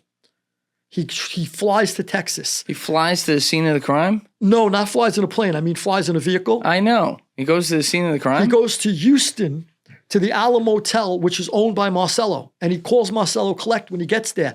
Why did Marcello have a look of consternation on his face? And why did Ferry fly in a panic? They just got word that someone was picked up by the police, Lee Harvey Oswald. When they find out Oswald was picked up by the police. And who's Oswald to them at that time? Oswald was not only, there was a guy, Dutz Moret, who was a bookmaker in Marcello's Borgata. Dutz Moret was the uncle of Lee Harvey Oswald, who pretty much took Oswald in throughout his life anytime Oswald had nowhere to go. So that's Dutz Moret. He's a bookmaker for Marcello. He's seen in the company Oswald with other people from the Marcello Borgata. But he may have just been running numbers for Dutz Moret. Okay, maybe. He's also seen with Ferry in Guy Bannister's office, who's a retired FBI agent. And he's also seen with Ferry, he's also seen with Ferry in training camps that Marcello funds and underwrites. And he's also, everybody denies it for years. They said, oh, he didn't know. There's no proof that Ferry knew Oswald. That's a lie. It's a lie. People said they saw him together, but they didn't. Then all of a sudden, a little photograph surfaced of Oswald and Ferry in the same photo together when they did the Civil Air Patrol together. So now it's proven that they at least knew each other then. And we could assume that the witnesses aren't lying when they say they knew each other now. Then other witnesses says they were seen together in Jack Ruby's Topless Bar. And Lee Harvey Oswald was introduced as Lee from the CIA to somebody else. So now there's a lot of evidence that he's connected. Ferry, there's a look of consternation on Marcello's face because he knows that Ferry's connected to Oswald and maybe could be connected to him through Dutz Moret, who knows. And Ferry's in a complete panic. And he drives through the night. I say flies, meaning speeding now. He drives through the night through a thunderstorm, lands in Houston. And he goes to this roller rink and he uses the public phone all day and night there the next day. And he's receiving and sending calls out.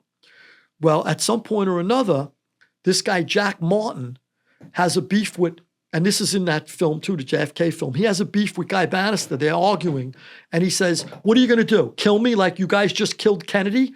Martin takes out a .357. I'm sorry. Guy Bannister takes out a .357 and pistol whips Martin into a bloody pulp. Yeah. Martin goes to the hospital and tells the FBI, the prosecutor. This is in the movie JFK. I remember that. He says, look, I think they killed Kennedy. And Ferry is always connected with Oswald. They're always together at Guy Bannister's office. So there's a direct connection now. So Ferry's making these phone calls. When Ferry's now realizes he's wanted for questioning by Garrison, Garrison gets Ferry back. Ferry goes, I was at the roller rink talking to the owner about opening up a roller rink in Louisiana. And we just hung out there that day and I talked to him about business. So he goes, I don't believe this guy. He passes him off to the FBI and the Secret Service. They question him. They don't believe him. FBI goes to Chuck Rowland, who owned the rink. And they go, look, is this true? He goes, no, he's lying. We didn't talk about business. He goes, that guy used my phone the whole day, back and forth. He was just making and receiving phone calls. It was weird. So instead of investigating any further, Hoover tells his agents, don't worry about it. Don't follow up. Let him go. We cracked the case. It's Oswald, lone nut. Why did Hoover want it to just be Oswald? As we said, there's a lot of evidence that Hoover overlooked leading up to the assassination likely for want of it to happen. His life was on the line. His life is on. If you tell a man, I'm going to kill you, or if you tell a man who's been the head of the FBI for 4 decades, I'm going to throw you out and leave you in shame and smear you as a homosexual in a society that has not yet come to terms with gay people, you're in trouble. And that's death to a man. Yep. That's worse than death. That's a fate worse than death to Hoover. So he had serious skin in the game to say, we got a lone wolf. And during the Warren Commission gets a phone call from Texas, and Wagoner Carr, I think it was Wagoner Carr, says to, from Texas, he goes, look, I got some evidence here that it seems to be that we have evidence that Oswald is an informant for the FBI. So the Warren Commission's now in a quandary. They go, what do we do? If Oswald works for the FBI, how are we going to explain this away? So what they did was they kind of was crafty. They sent someone to talk, and they found out it came from a reporter. Someone from the Warren Commission went to Texas, found out it originated with a reporter, and then they went to the reporter, and then they wrote back to the Warren Commission and said, we checked it out. It's just bullshit. The reporter's, shooting beans. Don't worry about it. Well, they said, well, now we still have to ask the FBI, as if the FBI is going to go, oh, yeah, Oswald, informant number 423. Yeah, okay. So Hoover goes, absolutely not. I spoke to everybody. There's no way this guy was an informant for us. So that's another reason. If Oswald was an informant for the FBI, which it seems he was, and had an FBI number, and we know he had contact with a number of FBI agents leading up to the investigation. Jim Hosty famously destroyed the note, right? So if that's the case, okay, number one is a lot of Americans are going to go, the FBI knew about this guy and you missed him. And number two, what did he inform about? Did he mention anything about, hello, my friends are thinking about killing Kennedy? Yeah. And was he Lee who called on Thomas Arthur Valley in Chicago? Could be. Could be. And maybe he stopped it in Chicago and they dumped it on him. Very convenient that a guy named Lee called up, though. Yeah. Why would he give the real name? Yeah. This is also interesting. I'm sure you know this, but cop runs into the school book depository. Mm-hmm. Oswald's on the 2nd floor. Yep. The book, the nest, the gun's nest is on the 6th. He's just drinking a Coke. It doesn't look like he's out of breath, nothing. They later tried to figure out, could he have gotten up, all those flights of stairs in that time? No, definitely not, and especially not without huffing and puffing. The elevators were open on the 5th floor. He couldn't have taken the elevator. So it's likely he didn't even fire a shot. Now, that said... Oh, you think Oswald didn't even fire a shot? It's possible. I believe he was involved in the conspiracy in some degree. He was definitely involved with the conspirators. Yeah. He was close with Ferry. He was close with Bannister. Because it's why would he be there? He's at Dealey Plaza that day. He's there when he knew all these guys and had been involved with them. And he might have been keeping Chicky on the 2nd floor. Maybe he was, maybe he set up the corner for them to shoot. He had some involvement, but there's evidence that he never fired a shot. The prints, there was none, then there's some. There's the residue, then there's some. There's none, there's some. The photos, we can't find it, then we find it. The gun, we can't find it, then it's Ruth Payne's house. There's a lot of stuff that starts getting very, very cloudy. But here's something else. So leading up to the assassination, even Hoover felt this was weird. Somebody is pretending, and now this is why, by the way, Ferry, the master intriguer, this is an important piece. Leading up to the assassination, Oswald, or an impersonator, is seen in Mexico City trying to get a Cuban visa. Yes. Okay, so there's some people swear it's Oswald, some people say it's an impersonator. Let's just think about what Hoover thinks. Hoover says, my agents looked at the pictures and listened to the audio. The agents, this is privately, Hoover says, this came out later. The agents looked at it and said, that ain't Oswald. So somebody's impersonating Oswald. Now even Hoover said long before the assassination, when Oswald first got back from when he defected to the Soviet Union and came back, and by the way, was welcomed back as if some kid said F you to his parents, I'm going hiking in the Alps, I never want to see you again. And then decided his feet were hurting, I'm going to call my parents and ask them to buy me a ticket and bring me home. And his parents forgave him and brought him home. Mm-hmm. That's how easy he came back. Yeah. The State Department paid for it, gave him money and brought him back. Yeah. So he comes back, and Hoover, from that very beginning, he said somebody was impersonating Oswald, and it didn't look right to him. So Hoover was onto something there with Oswald from the beginning. So there's pieces where not everybody knows everything. So Hoover knows what to ignore, but he may not know what the CIA is doing. And he may not know what the mob is doing other than what the threats are telling him on the eavesdropping devices. So, keep that in mind too. There's moving parts and there's people in the conspiracy where, if let's say Harrelson pops up as a shooter at some point, Harrelson may not tell you, he's not going to tell you, oh yeah, I talked to Hoover and Ferry and Marcello. He don't know, shoot the gun. Yeah. You know what I'm saying? Like, this is like, Alessio got me the cars, you gave me the apartment. I'm going in with 2 other guys who don't know you got me the apartment and got me the cars. So this is how you compartmentalize, but something strange where, so now why would Oswald, why would an impersonator want it to look like Oswald was trying to get a visa for Cuba?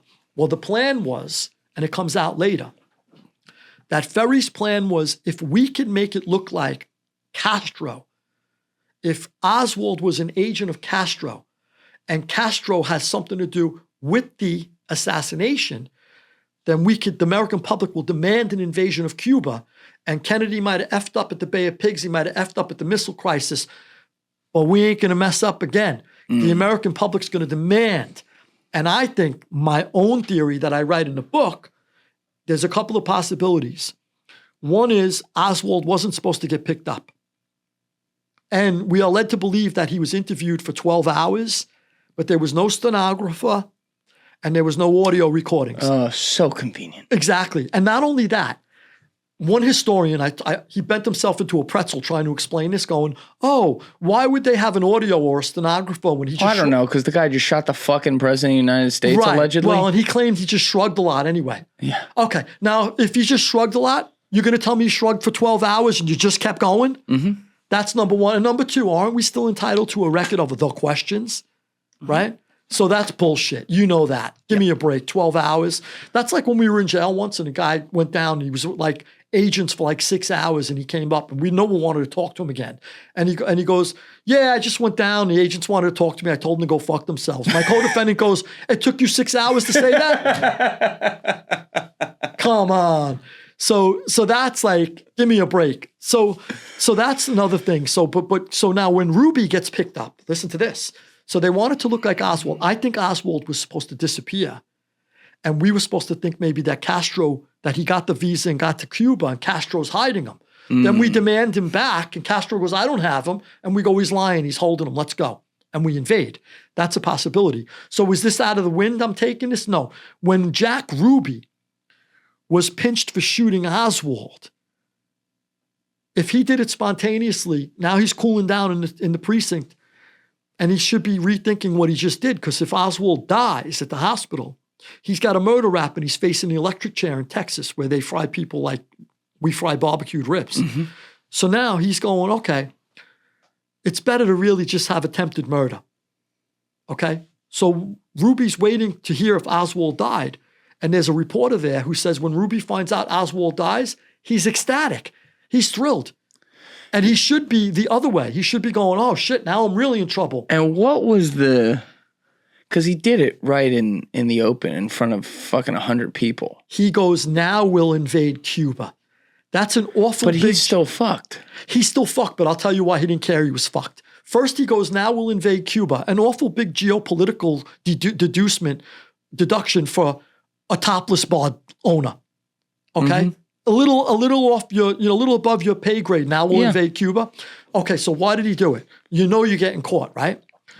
If he was supposed to get rid of Oswald, or maybe J.D. Tippit was, or the corrupt Dallas police who were with Ruby. Ruby had the whole department on speed dial. He was corrupting them all.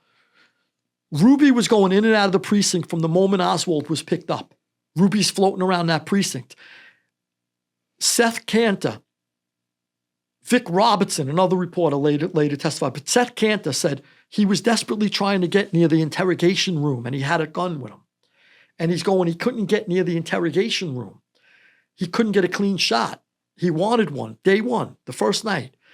Then they said they brought him downstairs to a basement thing.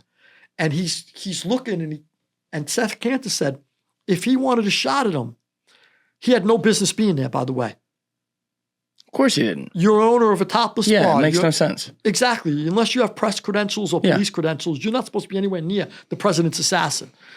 So that's like saying they just tried to kill Trump and me and you just walk over to the precinct and just start floating around the precinct with the guy who tried. Right. Take a look around. Totally bullshit. So now I think this is what happened. We're led to believe Oswald never said nothing, but for 12 hours, like we just said, I think he said a lot more than we're led to believe. And I think the Dallas police were telling Oswald, he's talking. Now, Ruby. I mean, Ruby, telling Ruby, he's talking more than he should be. And it's coming, it might fall on you. Now, Ruby's got a decision to make. If Oswald's talking, because he's been in there for 12 hours. Hey guys, if you haven't already subscribed, please hit that subscribe button. It's a huge, huge help. Thank you. If Oswald's talking, would you rather be, if you're Ruby and you conspired to kill the president with Oswald, you got two choices. You wait for the police to break down your door and bring you and put you away, or you clip Oswald and the American public cheers you as the savior of the nation, which they did. They clapped. When he shot Oswald in the basement, the people outside were going crazy, cheering and clapping. And Ruby said, I ain't getting nothing more than a cakewalk, maybe a couple of years in jail. I'm a hero. He was looking to hire an agent to get him book deals and TV deals. Mm-hmm. He wants to hire an agent. A lawyer walked in at one point and he goes, are you my agent? And he goes, no, I'm your lawyer. So, I mean, total bullshit. And now the guy, his real lawyer, Tom Howard. But like you Howard, said, even in Texas, they fry you like they fry barbecue chicken.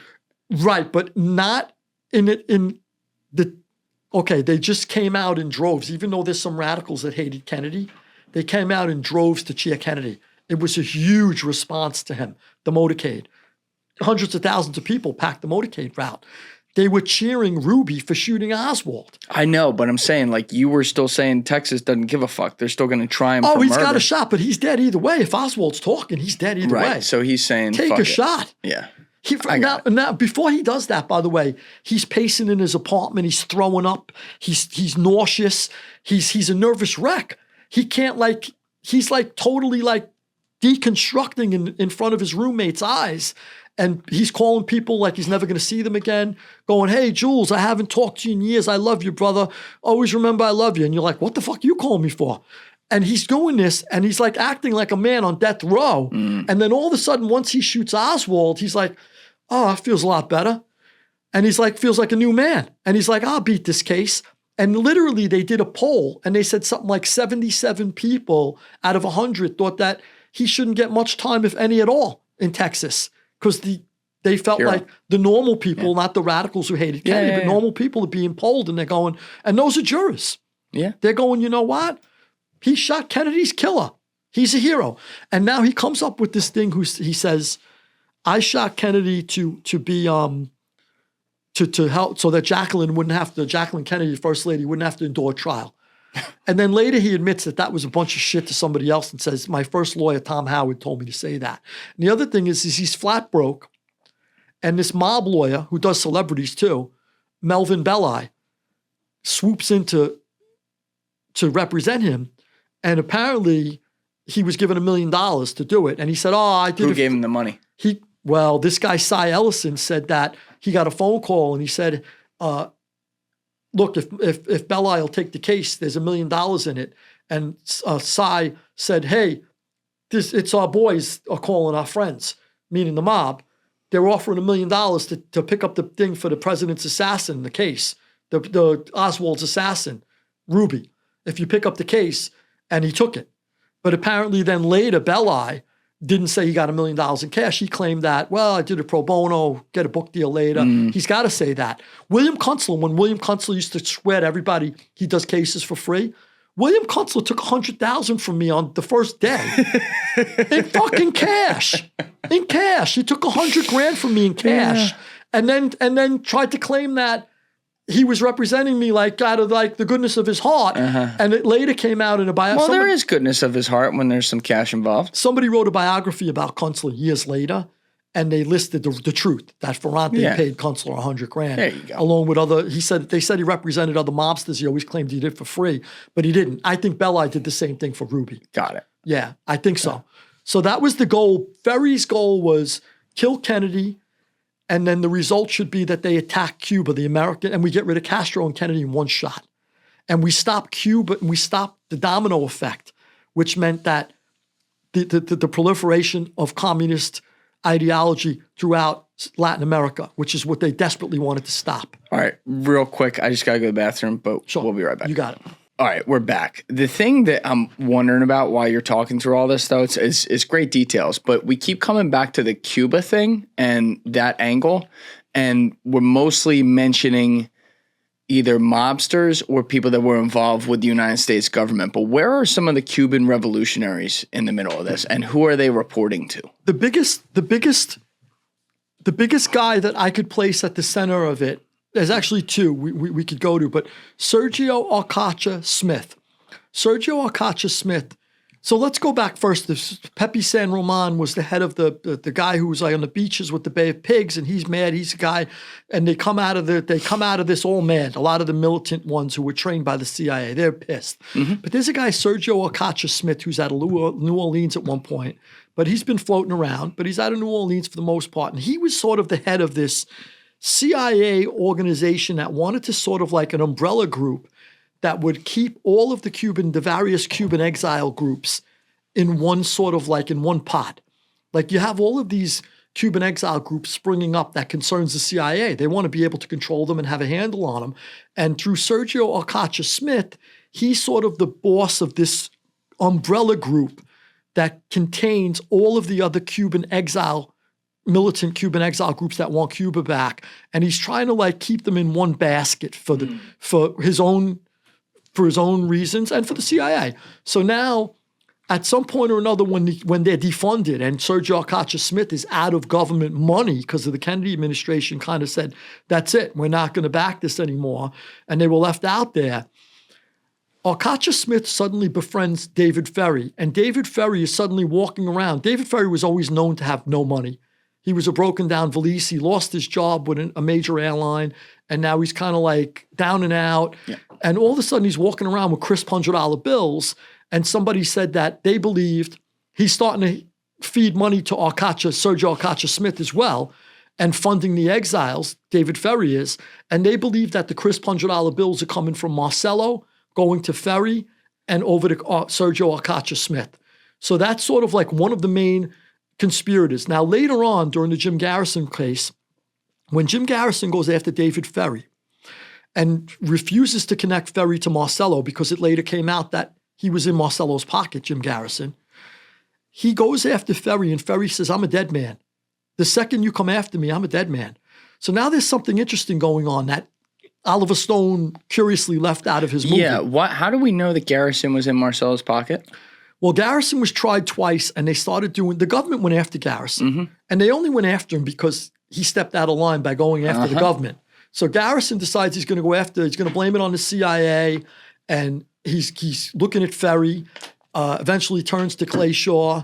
But originally, when he's going after the government and saying there's a conspiracy here, and it goes to the CIA, rogue agents of the CIA, the government all of a sudden sends people down there to look into what Garrison's looking into, but not with the intention of finding out what Garrison finds out, but with the intention of smearing Garrison.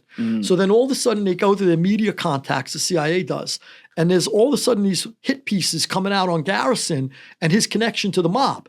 And all of a sudden it gets dug up. Now they would never, even though it was probably true that Garrison was overlooking.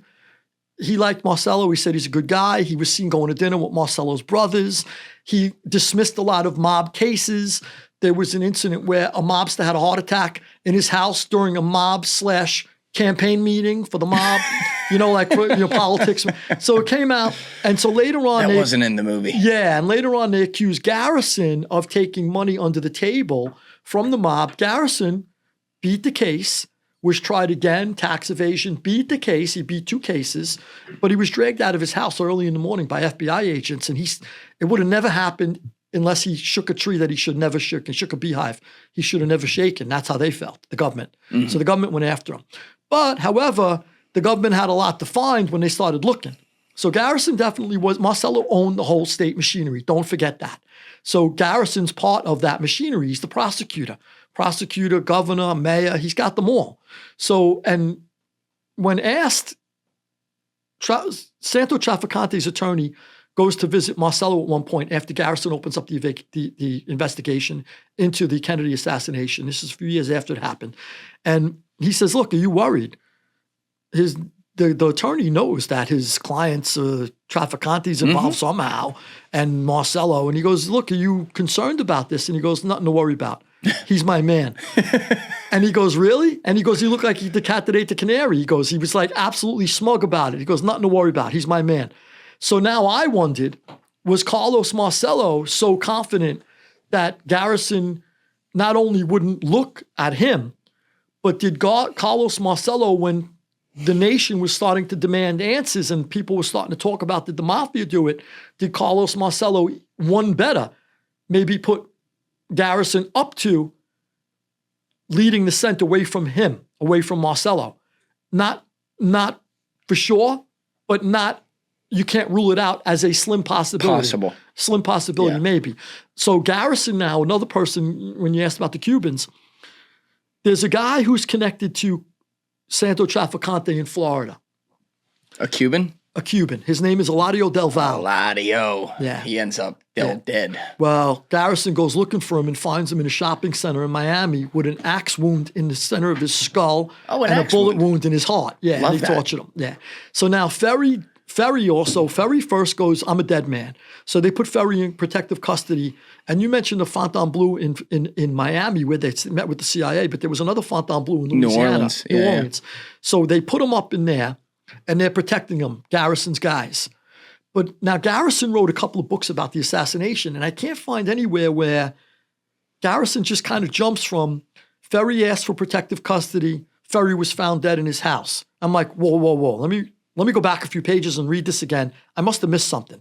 So I go back and read it again. Ferry asked for protective custody.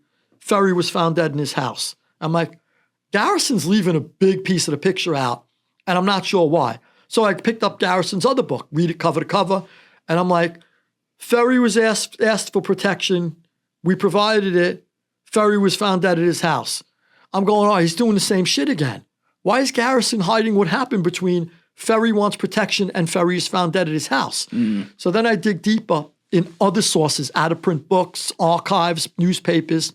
What happened was Ferry says, I'm a dead man. I need protection against unknown people. He doesn't state who he needs protection against, so we're told. Maybe he did, maybe he didn't. He gets put into the Fontainebleau. Somebody's watching him there. That guy switches. His shift is done. He wants to go home to his family. Another guy comes in. But then that guy who comes in to watch Ferry at the Fontainebleau runs out for cigarettes. And Ferry all of a sudden goes home. So either there's something strange happening. One is, why do they leave Ferry alone even for a minute? Why didn't you run out for cigarettes? Why didn't you come with cigarettes? Or why didn't you tell the other guy, do me a favor, grab me a pack before you leave, or give me another 10 minutes, I'm going out for a pack. Somehow, somewhere, you can't leave Ferry alone. Yeah. Now, does Ferry think when they leave him alone, are they setting me up? The Fontainebleau in New Orleans was built with Teamster funds, and Santo Trafficante, whenever he visited Marcello, would stay there. It's a mob hangout, and mob may be backed. So now he's going, okay, maybe they left me for a reason. So he gets spooked and goes home. Garrison left all this out. He goes home, and now he's found dead at his house. But it's a little weird that he's found dead because they said, well, he left 2 suicide notes and he committed suicide because there's 2 suicide notes. But it was an embolism in his neck. So how is it an embolism or his brain, his neck? Wait a second. Did he kill himself?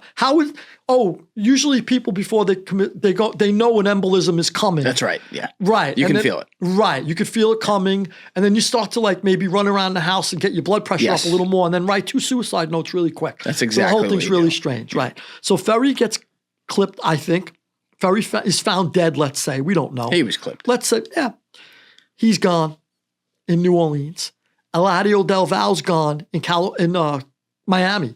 Del Val was connected to Trafficante. Ferry's connected to Marcello. It's a little odd that they go right away together as soon as Garrison opens up the investigation. So then Blakey asked a really important question. Robert Blakey says, hey, look, and this other guy, Noyes, a reporter, they both asked these questions at the time.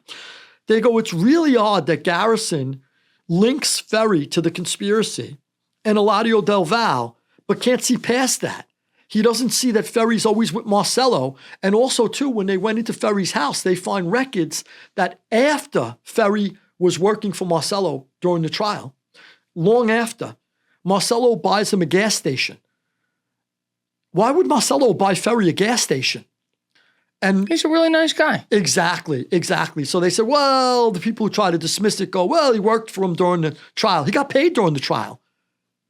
And you don't buy somebody who works for you. Yes, you do. Exactly. If you pay them during the trial, it is custom in American customs that you buy them a gas station afterwards. And that's how it works. And I had a number of trials I've been through, and anybody who helped me, I bought them gas stations. Yeah, you bought them a gas station. I always did. That's right. I bought one guy a Mobil, another guy an Exxon. 100%. Yeah.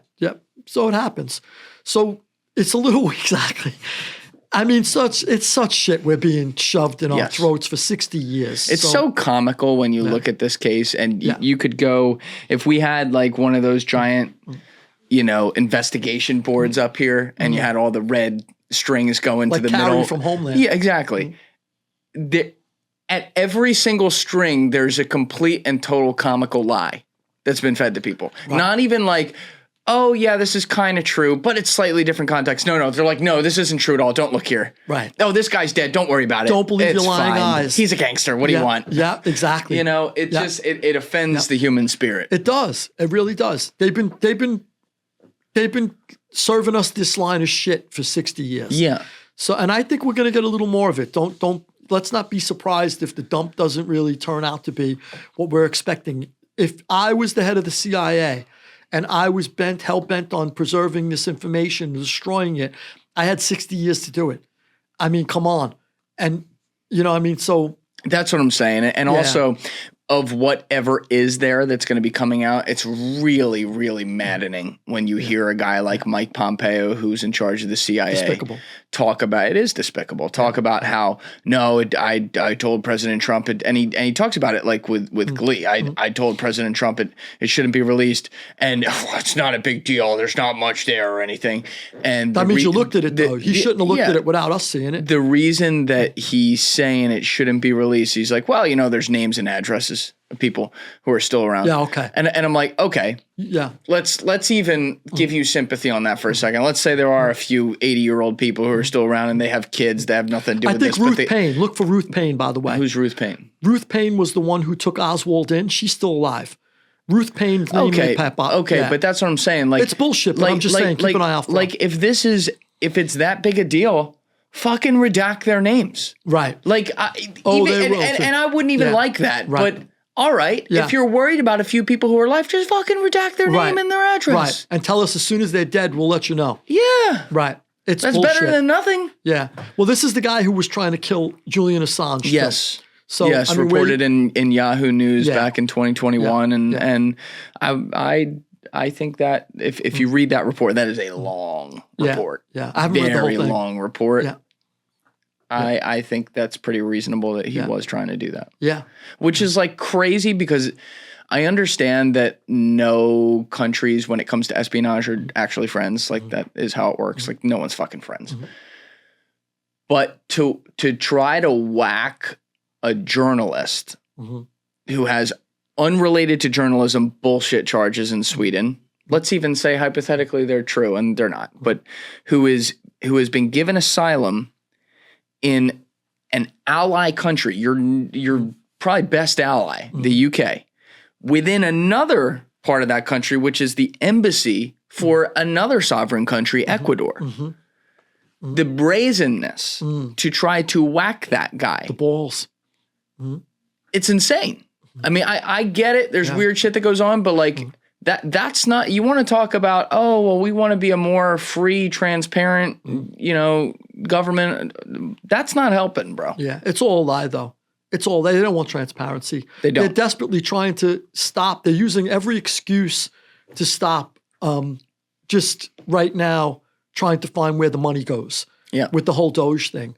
And you could argue you might not want Musk in charge of it. I happen to love Musk as a businessman, an entrepreneur, as an innovative thinker, as a spaceman. I love him as that. As an unelected billionaire being given access to all the money. I would say the optics are horrible. Yep. I would say that you probably, maybe it's better just for optics to get someone else. However, I agree. However, that said, it's a noble cause. Yes, I mean, he's the guy. I also agree. And I believe he single-handedly saved free speech by buying Twitter, by purchasing It's Twitter. definitely a good move. It's a big move. It's a step in the right direction. It's not complete. It's a step in the right direction. I think without him, I mean, we were really, if you think about how doomed, I thought censorship was going to rule for the next decade, or maybe a few decades. Yeah, I really thought that we were headed for that. And then all of a sudden you see this guy walking with a kitchen sink, and he turns it all over single-handedly. It takes a lot of courage to do that. He changed the tide. Look at Zuckerberg now trying to get on the train. You even see some of the like fucking Sundar Pichai's up there on the stage at the inauguration with Trump, like clearly listening. Bezos clearly listening or appearing to listen. I guess. I'll believe actions when I see it, but listening to the sea change, it's very, very interesting. And I am a fan of Elon Musk. I think the guy's a brilliant man who truly loves what he does, has some unbelievably noble causes. And like, I just think he's great. Does that mean I like every single thing about him? No. And that's life though with everybody. Right. And that's exactly right. And there's some gray area with people. And I think Elon is like a little bit too caught up, like a little kid in the excitement of all this. And like one of the things that it's like a really dangerous thing to say when you think about free speech and what it's supposed to mean. But one of the things I said back in late 2022 when he took over is I'm like, this is a really big move potentially for humanity and within this country, especially for free speech. And I think that is amazing. I think he almost single-handedly saved it at that moment. I think that's amazing. Yeah. But I could see that he was starting to inject his own opinions into things more. And as someone who outside of Saudi Arabia and Vladimir Putin is probably the richest guy in the world, the optics of him buying a platform just for humanity, even if that's what he did, and I actually think he might have, and then using that platform to throw out his own opinions all the time made me nervous, and I'll tell you why. First of all, he's completely within his free speech rights this is like a giant paradox that we're completely fighting for in getting this platform taken back. So you'd say, well, why do you have a problem with that? I'm saying that we had let this get to a point from a free speech perspective in this internet 2.0 age that was so bad that if the optics of a billionaire buying the platform that's going to be his own personal playground in a sense are going to come up, that would also look bad. And so if Elon Musk truly bought it for humanity because he wanted to save free speech, this is a paradox to say, people, I understand this, but I said this back in 2022 and I feel stronger about it today. If he wanted to buy a platform where his sole goal was to save free speech, he might have needed to think about sacrificing his own in the process. Because right now, and I understand like the last 4 years with Biden and Harris were not good. They did a horrible job. The American people were lied to every day because, I mean, Biden wasn't even alive. I mean, it was terrible. So I fully understand where the pendulums of society are. But when you become like the number one Trump funder and every single thing that you tweet out, even before he was doing this Doge thing, is so hardcore in one direction, and you are the most viewed algorithmically person on the app and you own it, optically, it's not the best look. This is what I'll have to say to that. And I'll probably come around to close to what you're saying, but not all the way. You don't have to. Yeah, no. That's why we talk here. Yeah, definitely. So there were for a long time we had to deal with Zuckerberg doing it one-sided. Yep. The guy from Twitter before, Musk. Yep. Doing it one-sided. Bezos at one point. Absolutely. Was one-sided. And then all of a sudden, I think Musk is the first one who's gone one-sided, but the wrong way. The wrong way. Yeah, I don't like saying it like that. But that's how the people who are attacking him, not necessarily you, but the people who are attacking him are going, well, we like it when it's the right way. That's right. And we don't care how many trillions and gazillions you have, as long as you're saying what we like, doing what we like, or shutting down stories or ignoring them. But if you go that way, we really have to attack you. So now he's the first one who comes under fire, where the rest of them sort of like ducked all the bullets and had no really like, okay, a couple of indie guys are yelling about us, but all the mainstream media is quite fine with us. That's right. Right. So that's what I feel like. That's why it gets hard to listen to it now. All the attacks on Musk. I'm like, well, you didn't have a problem when Musk was your That's right. prima donna, Yes. number one. You didn't have a problem with Bezos. You didn't have a problem with Zuckerberg. You didn't have a problem with, again, what's his name from Twitter before? Jack Dorsey. Dorsey. You didn't have a problem with Dorsey completely blacking out the laptop story. That's right. And you told us shut up when we said, you can't do that. It's free speech. So now, and I don't mean us because I don't mean I'm right or left. I'm trying to look at it objectively. Now you see Musk in him. And I will say this, though. I said I could meet you a little on this. I would say Musk is such an incredible genius. Please get us to Mars. Leave the politics to other people at this point. You're such a brilliant mind. We're only going to have you for a small time on Earth. If you live to 100, it's a flash in a pan. Yes. So we only have your brilliant mind for a small amount of time. You could get us to Mars. You could do innovations that are beyond our level of thinking.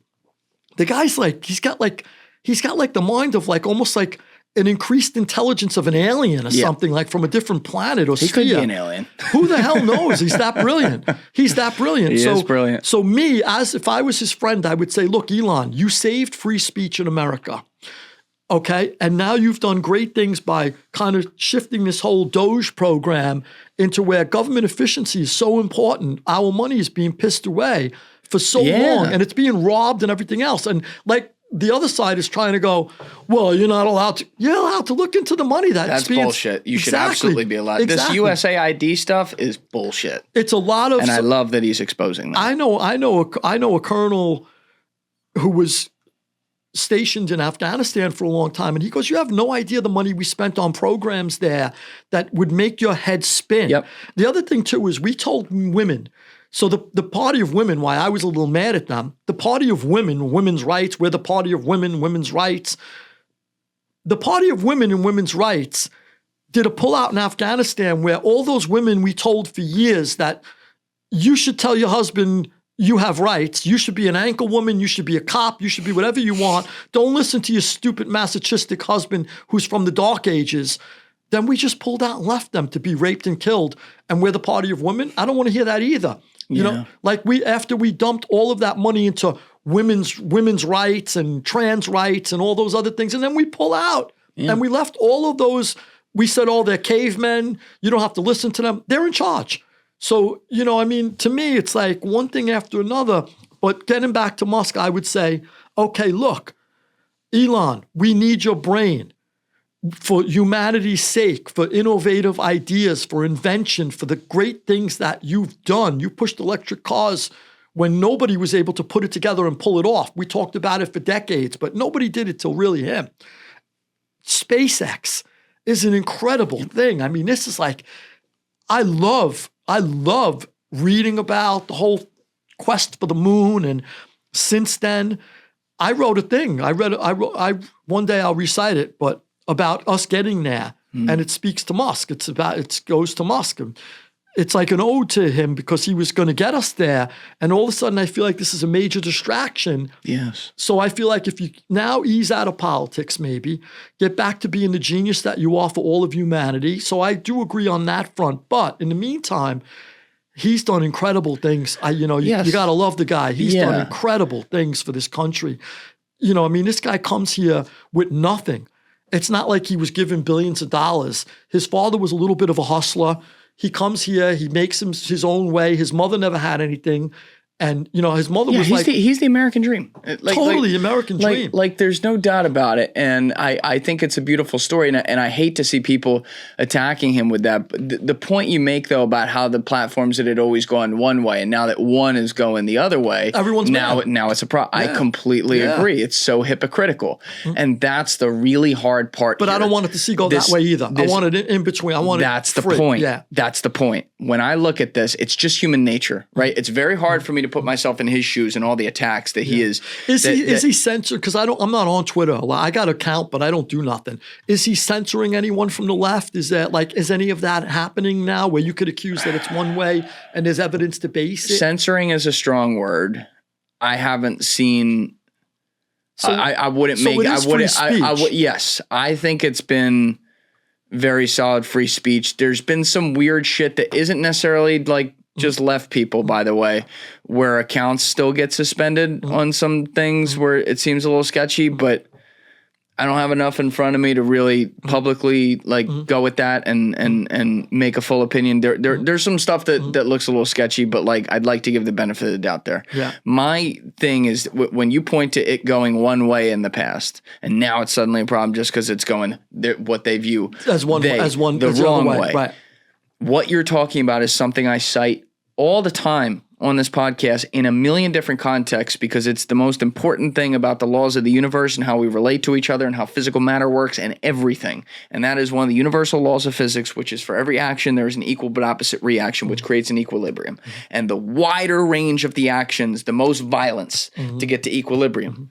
And I'm a guy that always wants to be as close to equilibrium as possible. In a perfect world, we'd always be there, but that's not really possible with human nature. That said, for a situation like this, as hard as it is, and I can't even imagine how hard it is. I don't even know all the things behind the scenes that he knows and the bullshit he sees and the crime that's probably committed against him. As hard as it is. Hey guys, if you haven't already subscribed, please hit that subscribe button. It's a huge, huge help. Thank you. The best opportunity with this would be able to take the high road and not politically go back against it and try to just create the middle ground free speech platform without injecting your opinion, even though that is, again, and I admit this, it's hypocritical to the idea of free speech because that means it should be free speech for everyone, from the poorest guy to the richest guy. So it's a tough pill for even me to swallow when I explain it. I just wish it didn't get so politicized. And like with independent media, and I don't want this to be twisted and sound anyway. Like there's so many guys that I respect the fuck out of, for example, who went to the inauguration. And going to the inauguration is the American inauguration. Your president's coming in. That's fine. The optics of how some of this looks, though, is tough for me because I do my best. I'm sure I fail sometimes, but I'm always trying to look 10 years out. And all the things that we disliked in independent media about the mainstream media, righteously so, about the lying they did, the one-sidedness they did, all these different things that happened. Anymore. Yeah. I don't want that anger to turn into people nestling up too close to the other side and becoming from the other side the very thing that they don't like. If you love America, the realm, then you want a strong center. And that's when the country is healthiest. It almost goes to like if you're centered as a person, right? You don't like throw yourself into one hobby or another too much. You have to stay centered. You don't drink too much. You drink in moderation. You have fun in moderation. You have quiet time in moderation. You need a balanced lifestyle. Yes. I feel like a country is almost like a human body. And we are the body of the country, the people. And I always feel like a country needs to be centered as well. And I like a strong center. Now, having said that, I do feel like it pulled off. I feel like you have Musk, you have RFK Jr., you have Tulsi Gabbard. These are former Democrats who went this way because they felt like this aligns more with their values as former Democrats. Because things got so out of whack. So out of whack. So they've lost, I felt like, the center on the left a lot. Yes. Where I'm socially progressive. I'm fine. I have friends who are gay. I'm fine if a woman gets an abortion as long as it's an early month. You know, where the hard left is they should be able to get it to the last minute. The hard right is no abortion, period. Also crazy. So yeah, I'm where most Americans are, where like, hey, you know what? There are issues. Sometimes you can't force a woman to take on something for the rest of her life. If it's early enough, please allow that to happen. I got you. You get it. So I'm very socially progressive, but I feel like now you're going to tell me it's okay to look, I'm for transgenders too. I was in jail with transgenders. I stuck up for them. You just don't want dicks in a women's bathroom. Yeah. No, and I don't want a man beating up a woman or racing a woman. Give them their own category. I said that from day one. So, this is like, and give them all of the respect that's due. Their humanity. They're God's children. Whether you want to admit that or not, there's one God. I believe in a one monotheistic. Me, you, every gay, every transgender, every male, every female. We're all one. We're all the children of one God. So everybody is equal, deserving of equal rights, the same rights. And if anybody's rights are violated, I'd be the first one to jump to defend them. I did it in jail. I do it on the street. So that's I have no problem with that. until you violate someone else's rights Yes. in defense of one person's rights. And I felt like that stepped over the line. That was starting to happen. It was starting to happen. So and I get it. Lou, I understand. I've seen the pendulums in society over and over again. I've seen it flip in both directions, and I always try to fight the flip. So I'm not faulting people for seeing those flaws. There's no doubt. There's no doubt about it. And I was not in the least bit surprised that Donald Trump won the election. And I could make a very good case that he 100% deserved to, just based on how crazy some things had gotten. And so people, hopefully we can learn a lesson from that as a society, and maybe we can incentivize some more moderate voices. The problem is moderate voices are not what get clicks. What gets clicks is extremism. And I see it over and over again. And, you know, I know there's a lot of people who think like I do. I know that. And I know a lot of them are listening right now. There are not a lot of people who get attention who think like I do.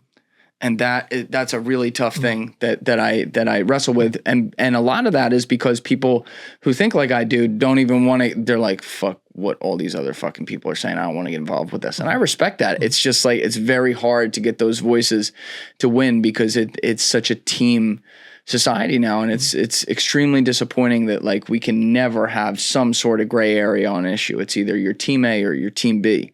And that just, that not only does that go against my nature, that goes against human nature. Yeah. Yeah.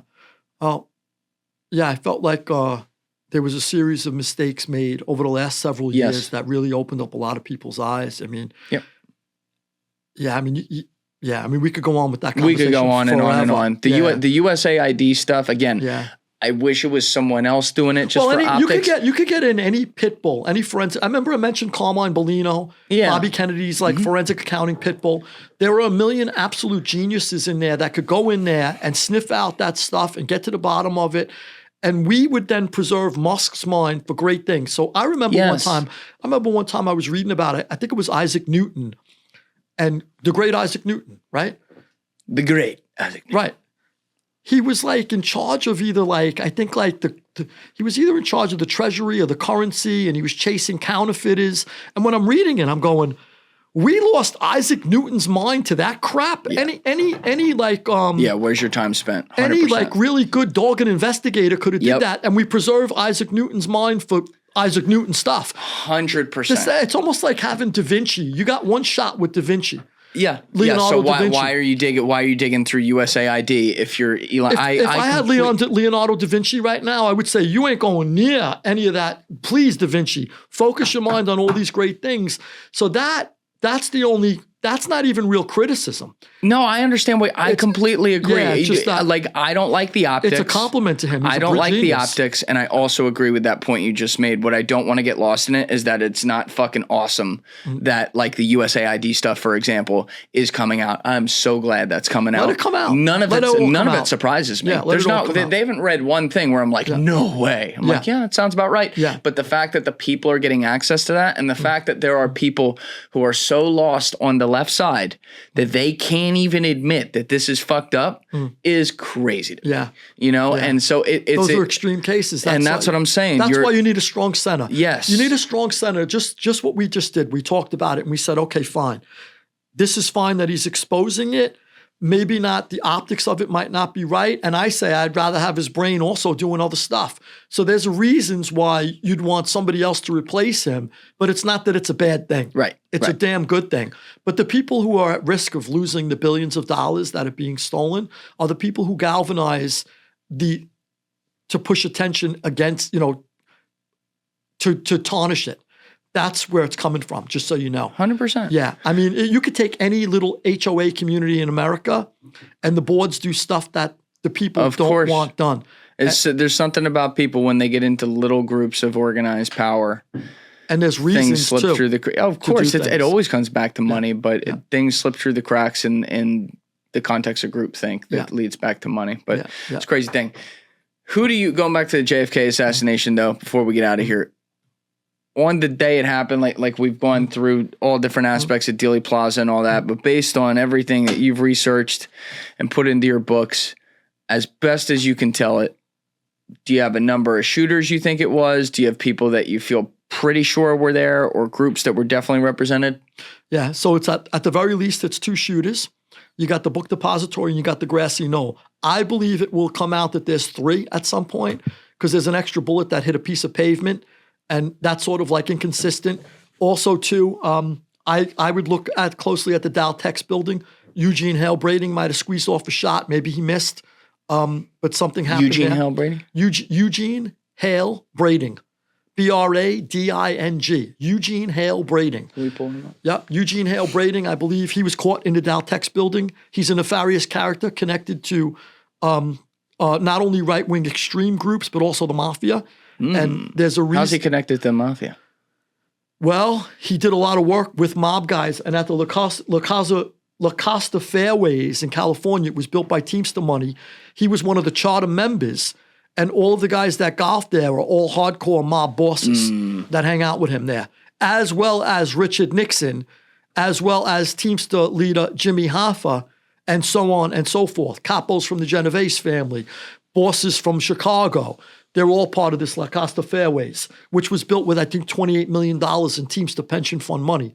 So he's Does that also say he changed his name legally in September 1963? Yes, before he went there.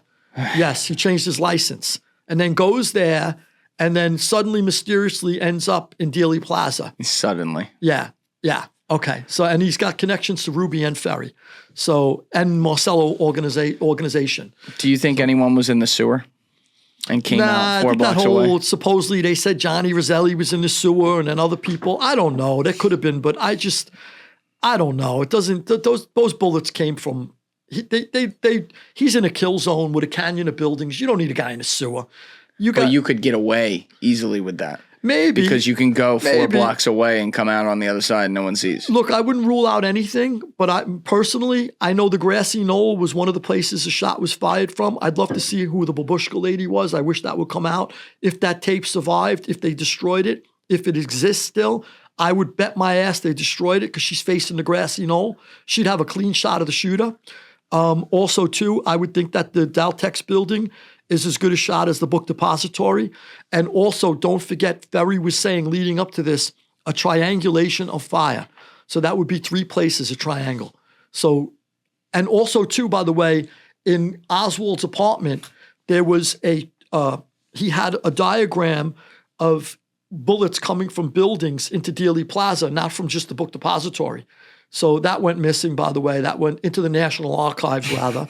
Like we're not allowed. But a newspaper reported on it when it first was surfaced in the very beginning, and then no more articles and nobody sees it. It's gone. And then it's kind of faded anyway. It won't help you. You won't see much anyway. Okay, can I see the damn faded thing then? No, we don't want really. It's like that Mike Pompeo bullshit, Yeah. So, you get a lot of that. So let's see if that comes up. So I do think there were at least 2 shooters, if not 3. 2 of the bullets were too close together for it to be a bolt-action rifle, and Oswald or whoever else shot from the book depository to fire those bolts. So it's at least, very least 2. His head went back, so we know that. Okay. I believe Marcello funded the operation. I believe he was the underwriter when the government failed to fund the exiles and the CIA with what they were doing with Castro. I believe Marcello stepped in, and when it was shifted, when Ferry shifted and said, let's not kill Castro, let's kill Kennedy, and hopefully spark an invasion of the island and make Oswald look like a leftist Marxist. By the way, we never got into that. They photographed Oswald, Guy Bannister, out of his office, photographed Oswald handing out left-wing material, Yes. And they were trying to really, really work him up all the time as this left-wing Marxist. But if he was such a left-wing Marxist, I don't know how he would have existed in the company more than 5 minutes of Guy Bannister and David Ferry, who were right-wing extremists. Yeah. They would have beat him over the head with a hammer and sickle. Yeah. It would have been over in a minute. Yeah. So this, and it's supposedly this secretary for Guy Bannister said, hey, that guy Oswald, who's always in our office, he's handing out this Marxist stuff on the corner. And Guy Bannister said, don't worry, he's with us. So this was known. They were doing, this is all in my book. The sources are there. Read the book. All the moving parts are there. All the moving pieces. It's all there. It's all sourced in the back. If you want to look further into it, all my sources are in the back. But that said, I think Marcello underwrites it. And at some point or another, you got David Ferry as the Clausewitz, shall we say, of the operation. He's the guy really, really, putting this together. You may have rogue CIA agents. You may have Cuban exiles on the ground. They saw dark-skinned people in the book depository, which could either be Cubans or Italians. Then you got, also too the Secret Service. I went through that soup to nuts with you. You did. So somebody at a very high level in government was able to talk to somebody like Gerald Bain, I think, who's calling the shots. From the East Wing. First going to take a vacation, then he decides he's not going to take a vacation, and he's hanging out in the East Wing calling the shots from Washington, but not in the president's car where he's supposed to be. Very weird. And the series of things, if those things did not happen the way they did, John Kennedy could be alive today. I mean, if he lived long enough. Yeah. So, as crazy as all this is, really, really weird. It's a lot of moving parts. And once again, too, that's why it's been so confusing to try to get to the bottom of it. I think Hoover, as much as Hoover was in charge of feeding the Warren Commission what they would see. He's an investigative body. They're a makeshift investigative body that has no law enforcement authority. So they have to rely on Hoover, what he sends them. So Hoover did two things. He controlled what he sent them, meaning he sent them what he wanted them to see. And he also overloaded them with a lot of frivolous information to almost confuse them. Like, when Lee Harvey Oswald's mother went to the dentist, when Jack Ruby's mother was checked into an asylum, like all stuff that didn't matter, have nothing to do with it. They're overloaded with all this information, and they have like a mandate to get this done as soon as possible from Johnson. So, Hoover's controlling that. Hoover had the type of character that, as much as he wanted to cover it up, that's as much as he would want to investigate it and know the real truth behind it, soup to nuts, himself. So I believe Hoover did get to the bottom of it and knew what happened personally. Like it was inside of his own head by the time it was done. Because he wouldn't want to know.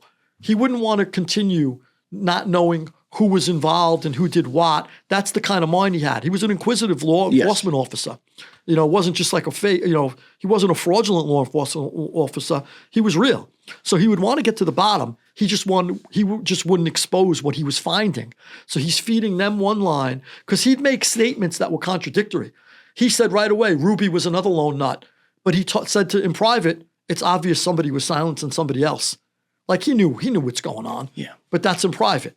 So, he said, oh yeah, it was Oswald. He's the lone nut. But in private, he says, that wasn't Oswald in Cuba. In Mexico City. Someone was impersonating him. And I have proof from my agents. And I talked to this one and I talked to that one. I have a testimony from my agents who said it wasn't him. They looked at the pictures. They heard the audio. They knew who Oswald was. It wasn't him. So he kind of wanted to get to the bottom of it. He was searching, but his probing was personal. On the outside, he was covering it up. So because he had a reason to, as we went over. So, there's a lot of moving parts. But again, if you looked at something I did and you didn't know that I put the whole crew together during a heist, you would say, well, how does Alessio stealing a car and you giving me an apartment for 2 days or 2 hours and another guy getting me the guns and another guy, how does all this work out? Only I know. Mm-hmm. Only I know. And if I don't tell you, you kind of can't put the pieces together. So if they compartmentalize the whole thing, it's impossible if only one person knows or a couple people know. Yeah. Crazy stuff, man. Lou, this was awesome. Going through this whole thing. As always, thank you. The research is amazing. You got 2 of what will be 3 books out is Borgata. First one is Rise of Empire.